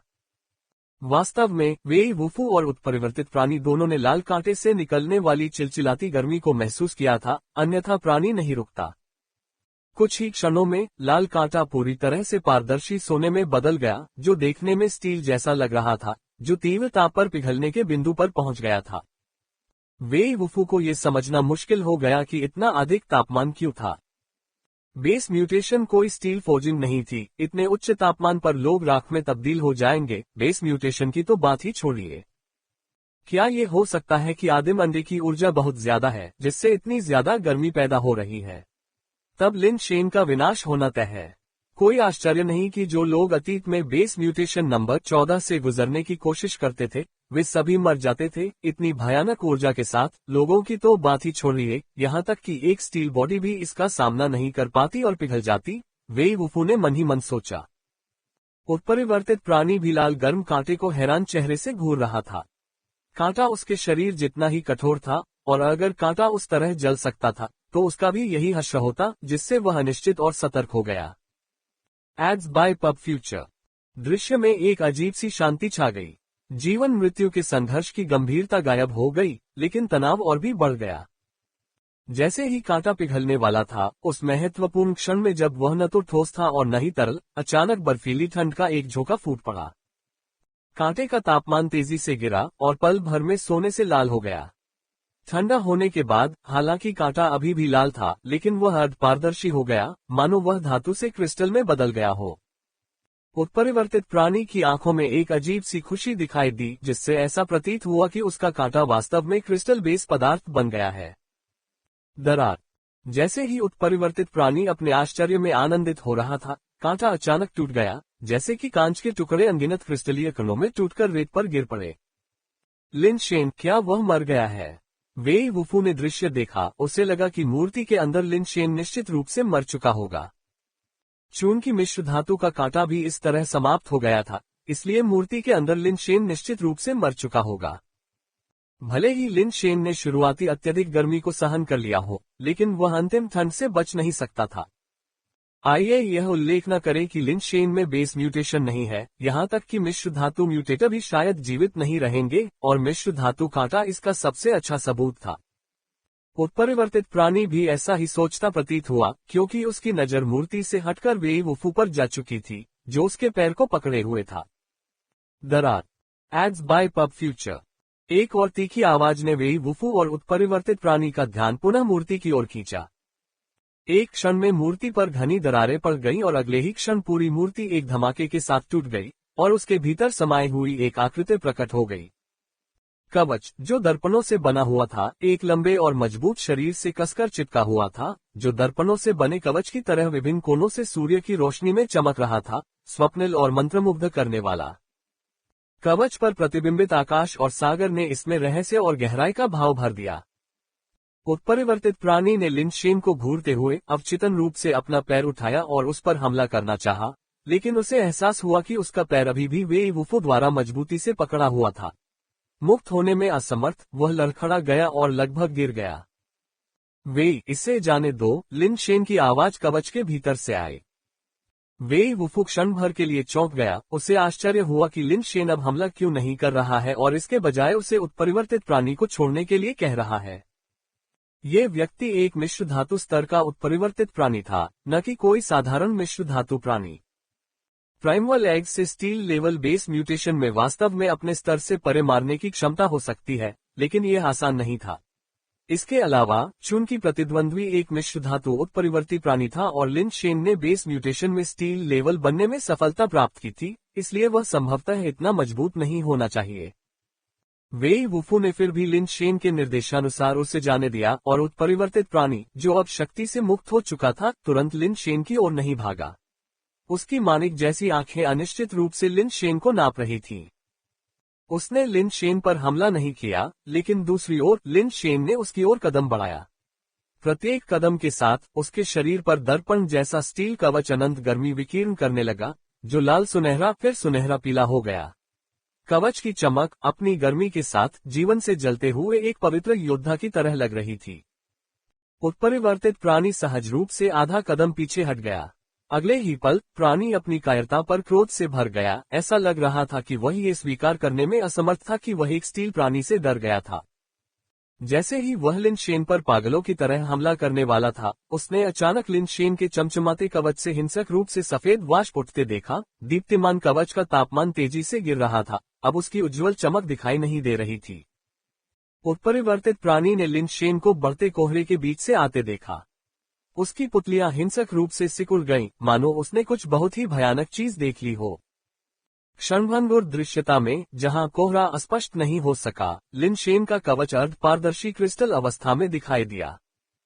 केवल इस दृश्य को देखकर उत्परिवर्तित प्राणी ने आवारा कुत्ते की तरह तेजी से पीछे हटने में संकोच नहीं किया तथा मुड़कर समुद्र में छलांग लगा दी तथा गहरे पानी की ओर जाने के लिए बेताब हो गया।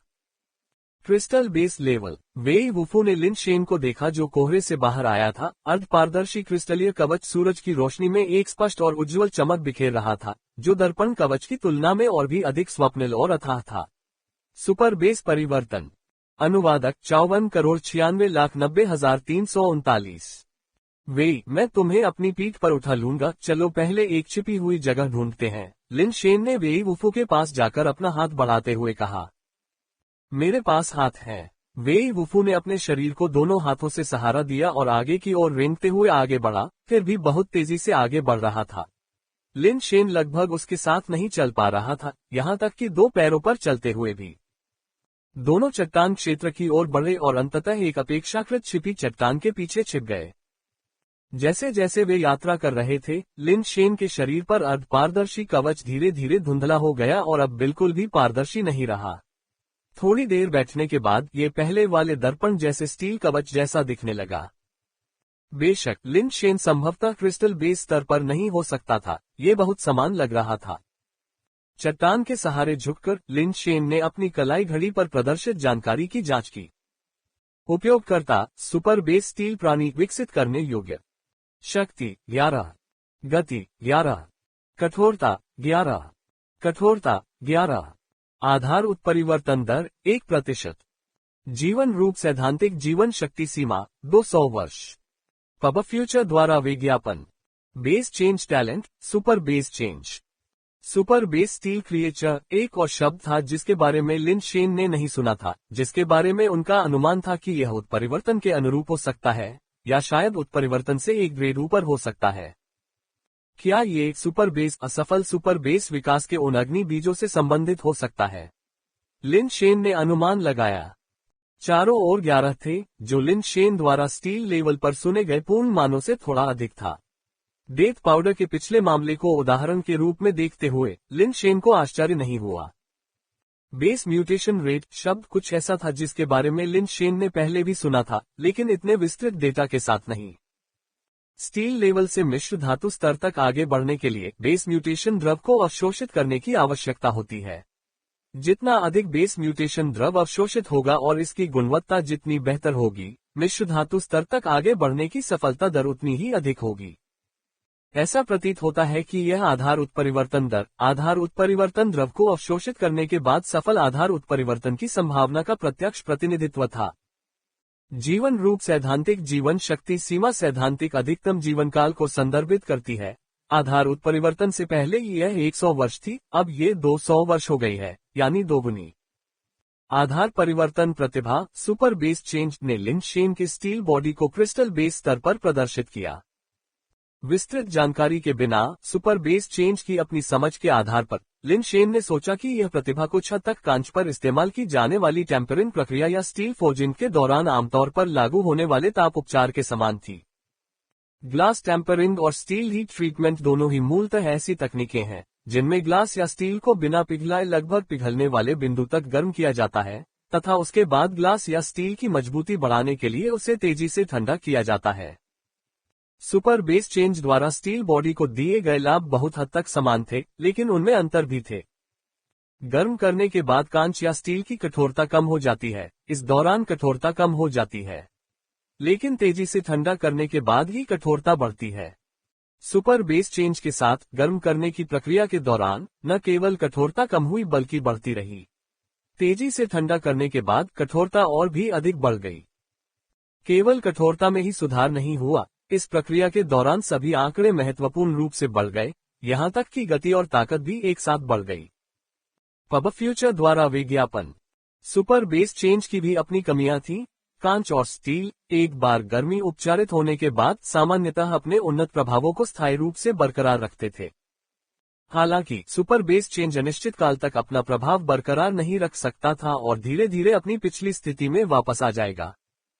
इसके अलावा सुपर बेस चेंज का उपयोग करने से बहुत अधिक ऊर्जा की खपत होती है। ठीक वैसे ही जैसे अब लिन शेन को लगा कि उसका शरीर खोखला हो गया है और उसे बहुत भूख लगी है, यहाँ तक कि स्टील बॉडी अवस्था को बनाए रखने के लिए भी संघर्ष करना पड़ रहा है। अपने स्टील बॉडी को निष्क्रिय करने के बाद लिन शेन ने स्टील थॉर्न कछुए से कुछ बेस म्यूटेशन फ्लूइड निकाला जिसे उसने पहले एकत्र किया था और उसे निगल लिया। यदि विकल्प दिया जाए तो लिन शेन इस अप्रसंस्कृत बेस म्यूटेशन द्रव को सीधे पीना नहीं चाहेंगे, लेकिन अभी उनके पास कोई विकल्प नहीं था, वह केवल अपनी ऊर्जा की भरपाई कर सकते थे। कई बार निगलने के बाद बेस म्यूटेशन द्रव उसके पेट में प्रवेश कर गया और लिन शेन को ऐसा महसूस हुआ जैसे वह एक सूखे स्पंज में पानी मिला हो और उसने तेजी से द्रव को अवशोषित कर लिया। लगातार बेस म्यूटेशन फ्लूइड पीने से लिन शेन को अपनी हालत में काफी सुधार महसूस हुआ। बेस म्यूटेशन फ्लूइड पीने के कुछ ही समय बाद उसकी कलाई घड़ी फिर से कंपन करने लगी। स्टील बेस म्यूटेशन द्रव को अवशोषित करना। बेस म्यूटेशन दर जोड़ 0। स्टील बेस म्यूटेशन द्रव को अवशोषित करना। बेस म्यूटेशन दर जोड़ 0। लिन शेन ने बहुत अधिक बेस म्यूटेशन द्रव का सेवन कर लिया था, फिर भी उसकी बेस म्यूटेशन दर बिल्कुल भी नहीं बढ़ी थी। क्या तुम्हें कुछ चाहिए? लिन शेन ने बेस म्यूटेशन द्रव से भरा पानी का थैला वेई वुफू को दे दिया। वेई वुफू ने कोई औपचारिकता नहीं निभाई, पानी की थैली ली, खूब पी, अपना मुंह पोंछा और उसे लिन शेन को लौटा दिया। उत्परिवर्तन। वेई वुफू ने लिन शेन से पूछा, आपने मुझे जो बेस म्यूटेशन अंडा दिया है, क्या वह म्यूटेंट बेस म्यूटेशन अंडा है? लिन शेन ने सोचा और प्रतिप्रश्न किया। ऐसा लग रहा था जैसे वेई वुफू को उस बेस म्यूटेशन अंडे की वास्तविक गुणवत्ता का पता नहीं था। नहीं, आदिम अंडे, संख्या 14, वेई वुफू ने उत्तर दिया। लिन शेन ने कुछ निराशा के साथ कहा, बूढ़े वेई, मैं बहुत पढ़ा लिखा नहीं हूँ और मुझे जटिल चीजें समझने में परेशानी होती है। क्या आप कृपया सरल शब्दों में बात कर सकते हैं? AI-powered stock analysis and share price forecasts. AI trading assistant, accurate stock analysis at your fingertips. वेई वुफू ने जवाब दिया, सामाजिक चिंता बोलना मुश्किल है। आप सामाजिक चिंता। लिन शेन ने वेई वुफू को एक अजीब अभिव्यक्ति के साथ देखा। किसने सोचा होगा कि यह विशालकाय, मजबूत व्यक्ति जो हमेशा शांत और बर्फीले चेहरे के साथ कमजोर मानसिक दृढ़ता वाले लोगों को सामाजिक रूप से चिंतित कर देता है, स्वयं सामाजिक चिंता से ग्रस्त होगा। तो चलो धीरे धीरे बात करते हैं। लिन शेन के पास वेई वुफू के साथ धैर्यपूर्वक बातचीत जारी रखने के अलावा कोई विकल्प नहीं था। अपने बेस म्यूटेशन के दौरान उसे पहले ही यह एहसास हो गया था कि बेस म्यूटेशन अंडे में कुछ गड़बड़ है। संपूर्ण बेस म्यूटेशन प्रक्रिया उससे बहुत भिन्न थी जो उसने पहले सुनी थी। बेस म्यूटेशन के दौरान उसे सचमुच ऐसा महसूस हुआ जैसे उसका शरीर पिघल रहा था और उसका पुनर्निर्माण हो रहा था। एक ऐसा विचार जिसने आज भी लिन शेन को पीछे मुड़कर देखने पर कांपने पर मजबूर कर दिया था। वेई वुफू के साथ लंबी बातचीत के बाद लिन शेन को अंततः समझ में आ गया कि क्या चल रहा था। मुझसे पहले 6 लोग मर चुके हैं। लिन शेन को अचानक ठंड का एहसास हुआ। वेई वुफू के अनुसार प्राइमल अंडे का उपयोग करने वाले बेस म्यूटेटर मजबूत या कमजोर हो सकते हैं, लेकिन उनमें से भी सबसे कमजोर म्यूटेंट बेस म्यूटेटर था जो नियमित बेस म्यूटेटर से काफी अधिक शक्तिशाली था। वेई वुफू को खुद ज्यादा जानकारी नहीं थी क्योंकि प्राइमल एग्स का इस्तेमाल करने वाले ज्यादातर बेस म्यूटेटर आसानी से अपनी बेस म्यूटेशन की जानकारी नहीं बताते थे। उनके बारे में ज्यादातर डेटा वास्तविक युद्ध में उनके प्रदर्शन से अनुमानित था। हालांकि एक बात तो तय थी, वेई वुफू एक बेस म्यूटेटर था जिसने प्राइमल एग का इस्तेमाल किया था, जो म्यूटेंट स्टील प्राणी के रूप में शुरू हुआ था और मिश्र धातु स्तर पर आगे बढ़ने के बाद वह एक म्यूटेंट मिश्र धातु प्राणी बन गया। वेई वुफू से लिन शेन को एक बहुत ही महत्वपूर्ण जानकारी भी मिली। उत्परिवर्ती आधार उत्परिवर्ती केवल उत्परिवर्ती प्राणियों से आधार उत्परिवर्तन द्रव को अवशोषित करके ही अपने आधार उत्परिवर्तन दर को बढ़ा सकते थे। नियमित आधार उत्परिवर्तन द्रव उनके लिए अप्रभावी था। मुझे सुपर बेस प्राणी कहाँ मिलेगा? लिन शेन ने खुद पर मुस्कुराते हुए कहा, यह सुनिश्चित नहीं था कि उसकी वर्तमान स्थिति एक आशीर्वाद या अभिशाप थी। यदि वह सुपर बेस प्राणी नहीं खोज पाता, तो क्या वह हमेशा के लिए स्टील लेवल पर ही अटका रह जाता और संभवतः अपने जीवन काल में आगे कोई प्रगति नहीं कर पाता। बूढ़े वे, क्या आपका पैर ठीक है? लिन शेन ने वेई वुफू को देखते हुए पूछा, लेकिन वेई वुफू ने चुप रहने का इशारा किया। लिन शेन ने तुरंत अपना मुंह बंद कर लिया और वेई वुफू की निगाहों का अनुसरण करते हुए चट्टानों के बीच की दरारों से झांकने लगा।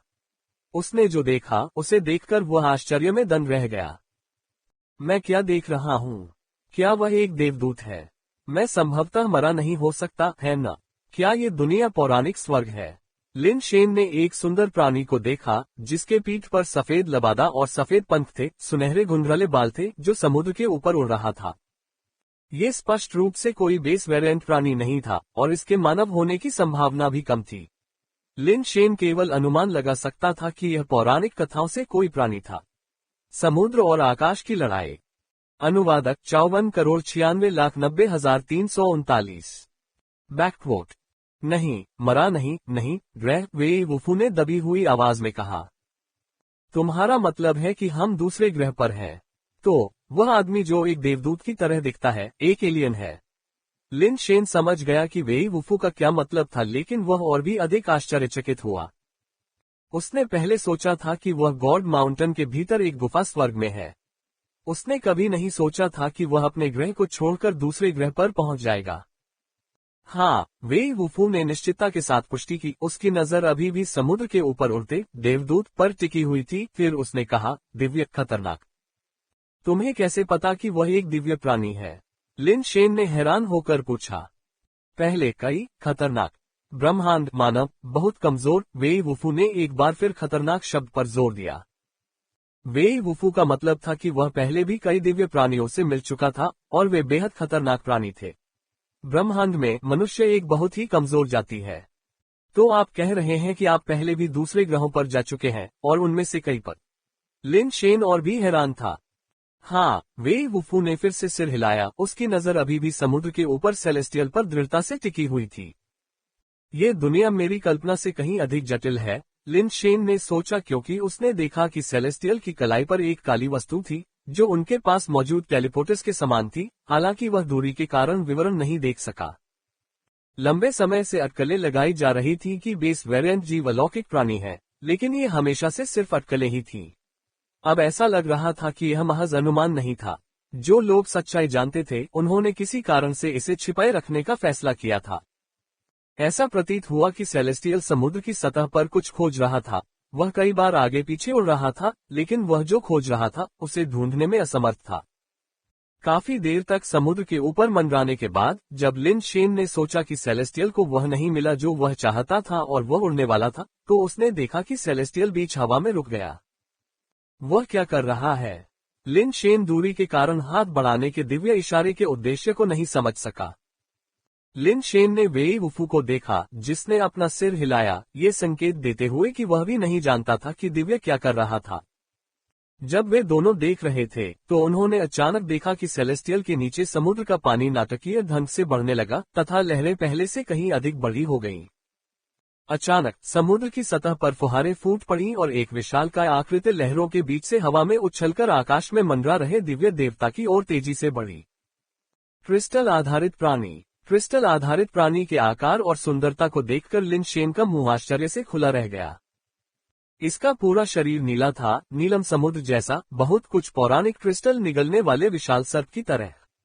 इसके शरीर का वह हिस्सा जो समुद्र की सतह से टूटकर बाहर आया था, पहले से ही दर्जनों मीटर लंबा था। सूर्य के प्रकाश में उसके नीले शरीर के असंख्य शल्क प्रकाश को प्रतिबिंबित करते थे, जो अत्यंत चमकदार और शानदार था। इतना विशालकाय जीव, कौन जानता था कि इसका वजन कितने टन होगा। समुद्र से बाहर निकलने की उसकी गति वास्तव में स्वर्ग को निगल जाने वाली भव्यता थी। लिन शेन सोचने से खुद को रोक नहीं पाए। ये कल्पना करना कठिन है कि इतने मजबूत गुरुत्वाकर्षण वाले ग्रह पर इतने विशाल आकार के जीव हो सकते हैं। क्या किसी ग्रह पर गुरुत्वाकर्षण जितना मजबूत नहीं होगा, जीव उतने ही छोटे नहीं होंगे? अगर मैं इस अजगर के बेस म्यूटेशन अंडे को ढूंढ सकता हूं और असीम शक्ति अनुबंध के साथ रक्तवाचा पर हस्ताक्षर कर सकता हूं, तो मेरी ताकत कितनी शक्तिशाली हो जाएगी। कितने अफसोस की बात है। नवंबर LBJNN। अजगर का खुला मुंह हवा में उड़ते सेलेस्टियल को निगल रहा था, जो अजगर की तुलना में दयनीय रूप से छोटा था।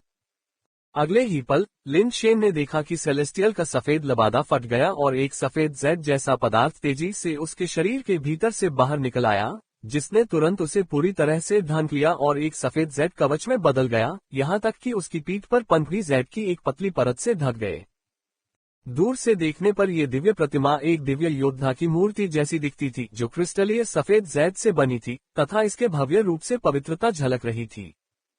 अपने पंखों को फड़फड़ाते हुए सेलेस्टियल एक चौंके हुए हंस की तरह आकाश में उड़ गया और 1 फुट सफेद जेड के साथ विशाल अजगर के सिर पर कदम रखा।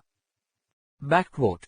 अजगर मानो किसी भारी प्रहार से घायल हो गया हो, एक जबरदस्त धमाके के साथ समुद्र में वापस गिरा, जिससे कई दर्जन मीटर ऊंची लहरें उठीं। सेलेस्टियल ने मौके का फायदा उठाते हुए पानी में मौजूद अजगर पर हमला बोल दिया। इससे पहले कि वह उस तक पहुंचता, अचानक उसके बगल की लहरों से एक विशालकाय पूंछ निकली और उसने सेलेस्टियल पर जोरदार हमला किया। सेलेस्टियल के पास बचने का समय नहीं था। उसने वार सहने के लिए अपने हाथों को शरीर के सामने मोड़ लिया और उसका शरीर तुरंत तोप के गोले की तरह उछल गया, हवा में दर्जनों मीटर दूर जाकर समुद्र में जा गिरा। ऐसी भयानक ताकत से मारा जाना, यहाँ तक कि एक क्रिस्टल बेस स्तर का प्राणी भी इसका सामना नहीं कर सकता, है ना? लिन शेन ने खुद से कहा। अजगर पलट गया और पानी की सतह के नीचे भी गोता लगा गया। समुद्र और भी ज्यादा अशांत हो गया। अनगिनत भंवरों ने पानी के स्तंभों को हिलाकर फव्वारों की तरह उगल दिया, जैसे ज्वालामुखी का लगातार विस्फोट हो रहा हो, जिससे आसपास का समुद्र लगातार उफान पर रहने लगा।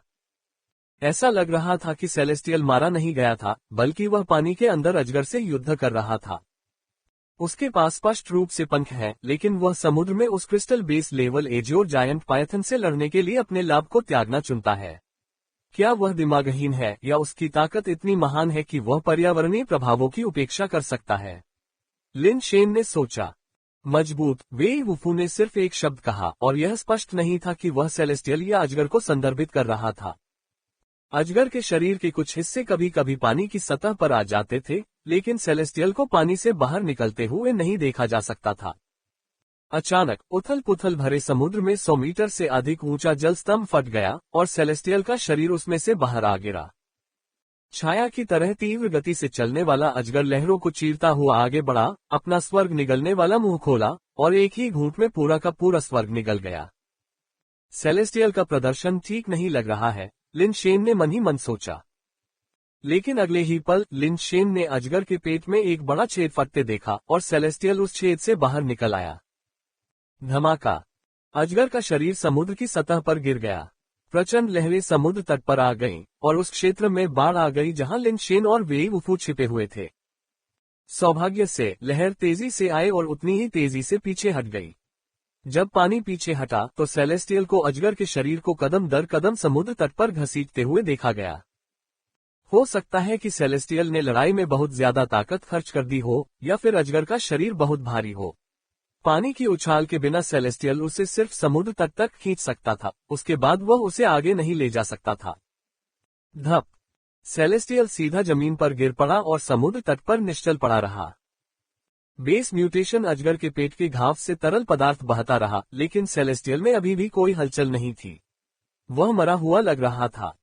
तुम रुको, मैं चलता हूँ। वेई वुफू ने अपने शरीर को अपनी बाहों से सहारा देते हुए अजगर के शरीर की ओर रेंगना शुरू कर दिया।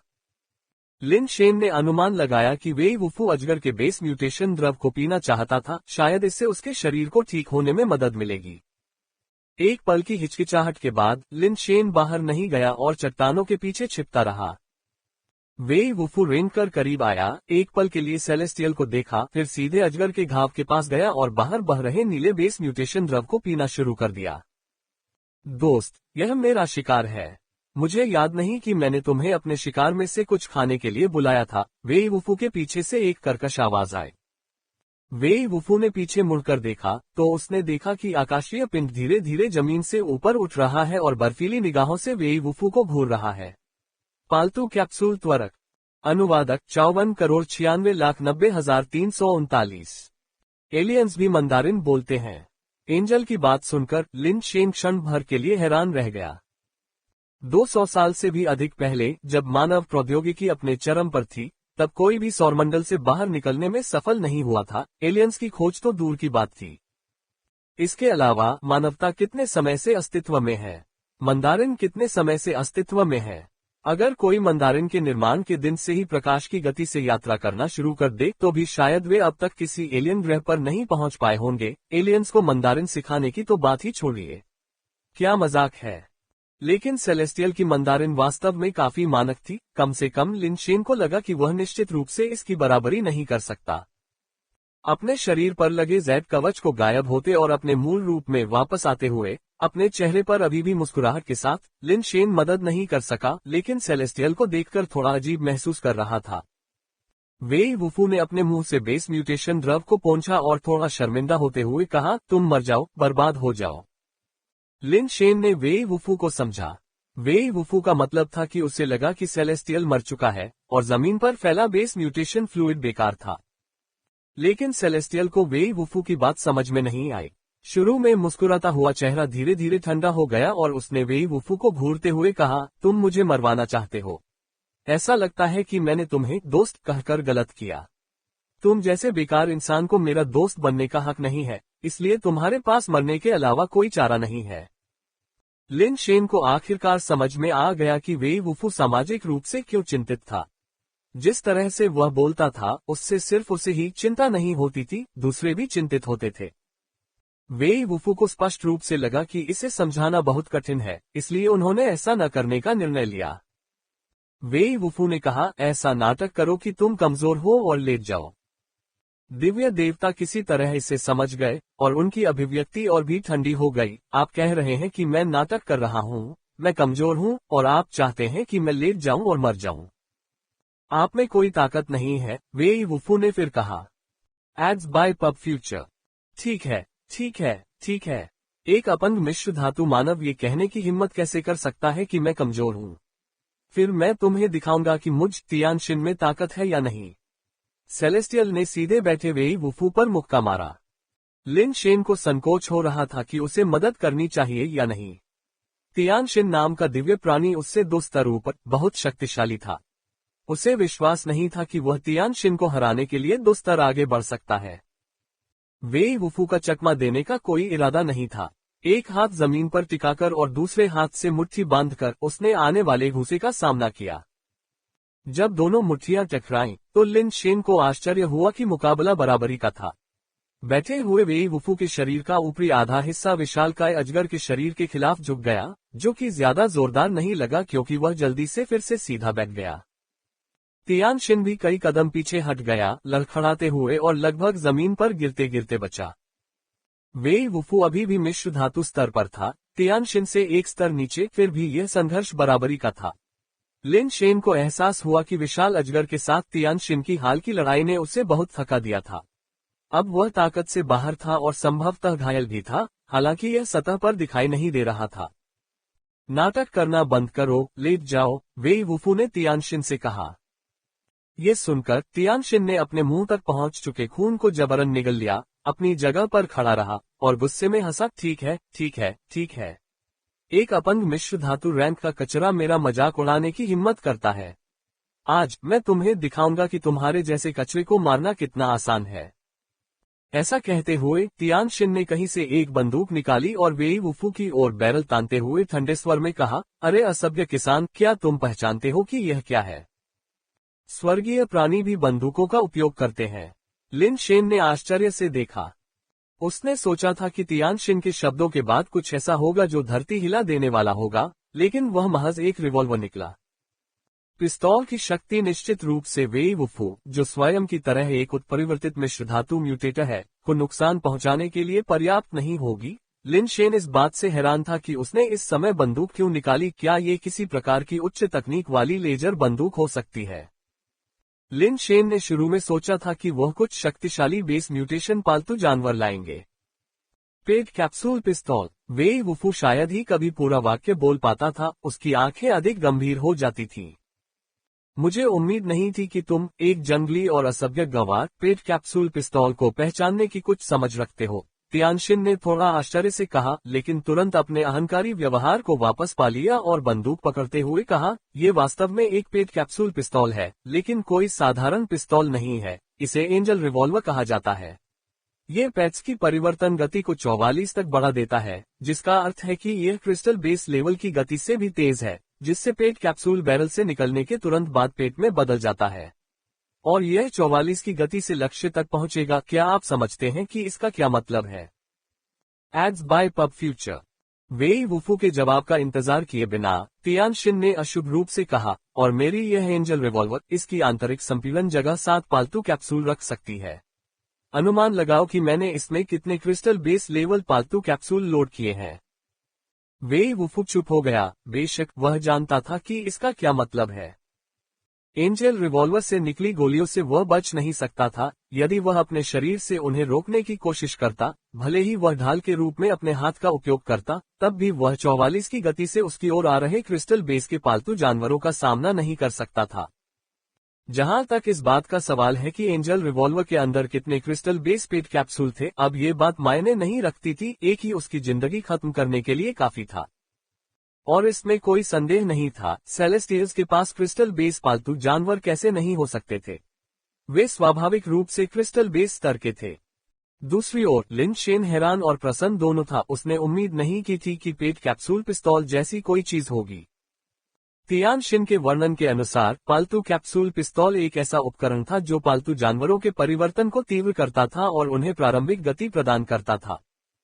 44 की गति तक गति बढ़ाने में सक्षम होना वास्तव में भयावह था। ये पालतू कैप्सूल को युद्ध की स्थिति में बदलने के लिए कुंजियों का उपयोग करने की तुलना में बहुत तेज था और इसे बाधित करना लगभग असंभव था। हालांकि लिन शेन को अभी भी समझ नहीं आया। ऐसा लग रहा था कि पालतू कैप्सूल पिस्तौल का उपयोग करने के लिए पालतू जानवरों को उनके लड़ाकू रूप में बदलने के लिए चाबियों की आवश्यकता नहीं थी, इसलिए चाबियों का क्या मतलब था। लेकिन ये कुछ ऐसा था जिसे देखकर लिन शेन प्रसन्न हुआ। अगर ऐसा था तो उसे बस बंदूक छीनने की जरूरत थी और अंदर के सभी पालतू जानवर उसके हो जाएंगे, है न? हाईटेक गैजेट मुझे पसंद है। लिन शेन बेस म्यूटेशन की शक्ति का उपयोग करते हुए अपने स्टील बॉडी में तब्दील हो गया। उसके शरीर से रहस्यमयी इस्पात पदार्थ बाहर निकला, जिसने उसके बाह्य भाग को ढक लिया और दर्पण जैसा कवच बना दिया, जिसने उसके पूरे व्यक्तित्व को अपने भीतर समाहित कर लिया। अभी गोली मत चलाना, चलो बात करते हैं। हम वास्तव में जीत जीत की स्थिति के लिए सहयोग कर सकते हैं, दुश्मन होने की कोई जरूरत नहीं है। लिन शेन जल्दी से चट्टानों के पीछे से बाहर चला गया, उसे पालतू कैप्सूल दागने से पहले तियानशिन के 7 कदम के भीतर आना था।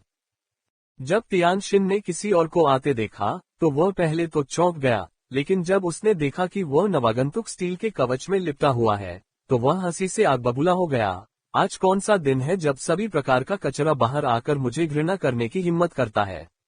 पहले एक अपंग मिश्र धातु, अब कुछ कचरा स्टील।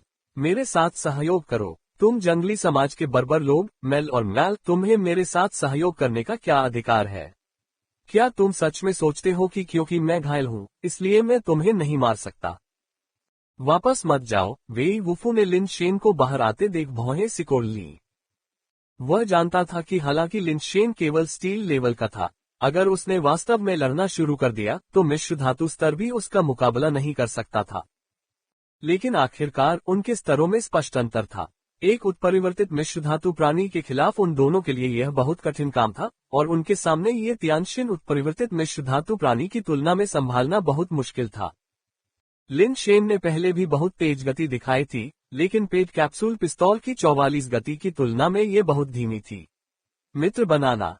अनुवादक 54,96,90,339। लिन शेन ने वेई वुफू को नजरअंदाज कर दिया और चलते हुए कहा, क्या तुम्हें ये जानने की उत्सुकता नहीं है कि हम यहाँ क्यों आए हैं? मुझे परवाह नहीं है कि तुम यहाँ क्यों हो।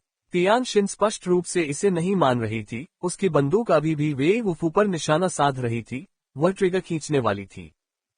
उनके विचार में एक अक्षम मिश्र धातु स्तर भी लिन शेन, जो कि मात्र एक स्टील स्तर था, से बड़ा खतरा था। क्या तुम जानते हो कि बेस वेरिएंट प्राणियों से भी अधिक उन्नत कोई प्राणी है? उसे मार दो और तुम कभी नहीं जान पाओगे कि वह प्राणी कहाँ है। लिन शेन ने अपनी बात तेज कर दी। अब वह वेई वुफू की जान बचा सकता था या नहीं, ये भाग्य पर निर्भर था। तुम किस बारे में बात कर रहे हो? तियानशिन ने वास्तव में अपनी उंगली रोक दी। हालांकि उसकी बंदूक वेई वुफू पर निशाना साधे रही, उसकी नजर लिन शेन पर चली गई। ऐसा लगता है कि आप जानते हैं कि मेरा क्या मतलब है ना? लिन शेन ने चलते हुए कहा। ऐसा लग रहा था कि वह वेई वुफू की ओर जा रहा है, जबकि वास्तव में वेई वुफू की स्थिति तियानशिन से 7 कदम के भीतर थी। तियानशिन ने उसे नहीं रोका और ठंडे स्वर में कहा, मुझे नहीं पता, लेकिन मुझे उम्मीद है कि जो तुम जानते हो वह तुम्हारे जीवन के बदले में हो सकता है। बेस वेरिएंट प्राणियों के ऊपर एक और भी उच्चतर जीवन रूप है, आपको इसके बारे में पता होना चाहिए, है ना? लिन शेन ने कहा। ये सिर्फ एक किंवदंती है, मुझे मत बताओ कि इस ग्रह पर ऐसा कुछ है। तियानशिन ने अविश्वास से कहा, लेकिन ऐसा नहीं लग रहा था कि वह गोली चलाने जा रही थी। अगर तुम्हें मुझ पर विश्वास नहीं है तो गोली मार दो। लिन शेन वेई वुफू के पास पहुंच गया था और उसने राहत की सांस ली। Ads by pub Future. Tianshin ने कहा, मैं विश्वास करूं या नहीं, यह मुझ पर निर्भर है। आप जो कहने जा रहे हैं उसे पूरा करें। मैं इसे समझा नहीं सकता। लिन शेन ने अपना सिर हिलाया। आप समझा क्यों नहीं सकते? तियानशिन ने हैरान होकर पूछा। क्योंकि मैं इससे अधिक कुछ नहीं बना सकता, लिन शेन ने मुस्कुराते हुए कहा। तुम मौत को बुला रहे हो? लिन शेन द्वारा अपमानित महसूस करते हुए तियानशिन ने वेई वुफू को गोली मारने की जहमत नहीं उठाई, बंदूक लिन शेन की ओर घुमा दी और ट्रिगर खींच दिया। लिन शेन को वह प्रतिक्रिया मिली जो वह चाहता था। जैसे ही तियानशिन की उंगली ट्रिगर खींचने के लिए आगे बढ़ी, उसकी गति अचानक अकल्पनीय गति तक बढ़ गई। एंजल रिवॉल्वर की शूटिंग की गति 44 है, जो क्रिस्टल बेस से तेज है, लेकिन लिन शेन की गति अब 44 से अधिक हो गई है, लगभग एक प्रेत की तरह। इससे पहले कि तियानशिन की उंगली पूरी तरह से ट्रिगर खींचती, लिन शेन पहले से ही उसके सामने थी। संदेह, आश्चर्य, अविश्वास और भय से भरी उसकी निगाहों के सामने लिन शेन की उंगली ने उसके शरीर पर एक एक्यू पॉइंट पर बुरी तरह से प्रहार किया। तियानशिन का शरीर तुरंत वहीं जम गया, ट्रिगर आधा खींच गया, वह आगे नहीं जा सका। असंभव, एक स्टील लेवल कचरा, इसकी इतनी गति कैसे हो सकती है? और इसके अलावा उस आदिम और असभ्य मानव जाति से। तियानशिन ने महसूस किया कि उसका विश्व दृष्टिकोण और अनुभूति पलट गई है। स्टील लेवल संभवतः इतना तेज नहीं हो सकता, यह एक कठोर नियम था। मनुष्यों का तो कहना ही क्या, जो ब्रह्मांड में बहुत कम समय के लिए ही रहे थे, लेकिन ब्रह्मांड में अनगिनत युगों से विकसित हुई जातियां भी स्तरों के बीच की बाधाओं को नहीं तोड़ सकती थीं। तियान शिन को और भी अधिक हैरानी इस बात से हुई कि हालांकि वह घायल थी, लेकिन उसके शरीर की ताकत बनी हुई थी। कैसे एक स्टील लेवल चाहे किसी भी विधि से उसे एक ही वार से स्थिर कर सकता था, जिससे उसके लिए बोलना भी मुश्किल हो जाता था। तियान शिन ने लिन शेन को देखा, उसकी आंखें भ्रम और घबराहट से भरी थीं। Ads by pub future.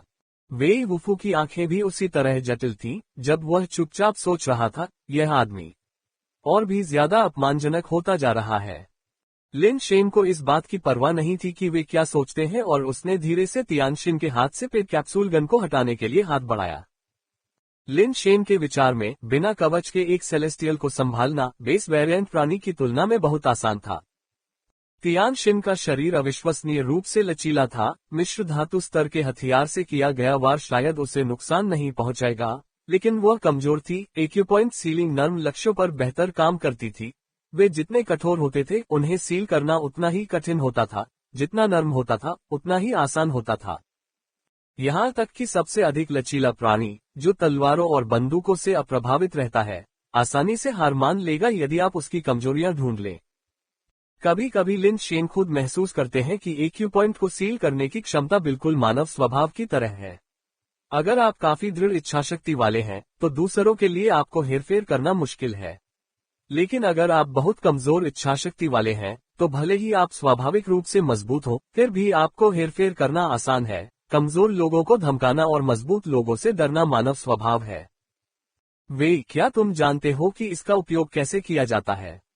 Lin Shane ने पालतू कैप्सूल पिस्तौल के निर्माण को देखा, जो एक रिवाल्वर के समान था, लेकिन इसमें कुछ अंतर भी थे। तियान शिन के कवच के समान बंदूक के सफेद जैड शरीर पर रहस्यमय प्रतीकों को उकेरा गया था, और इसका डिजाइन अतिरंजित या बल्कि भड़कीला था, जिसमें रेट्रो और तकनीकी सौंदर्यशास्त्र का मिश्रण था।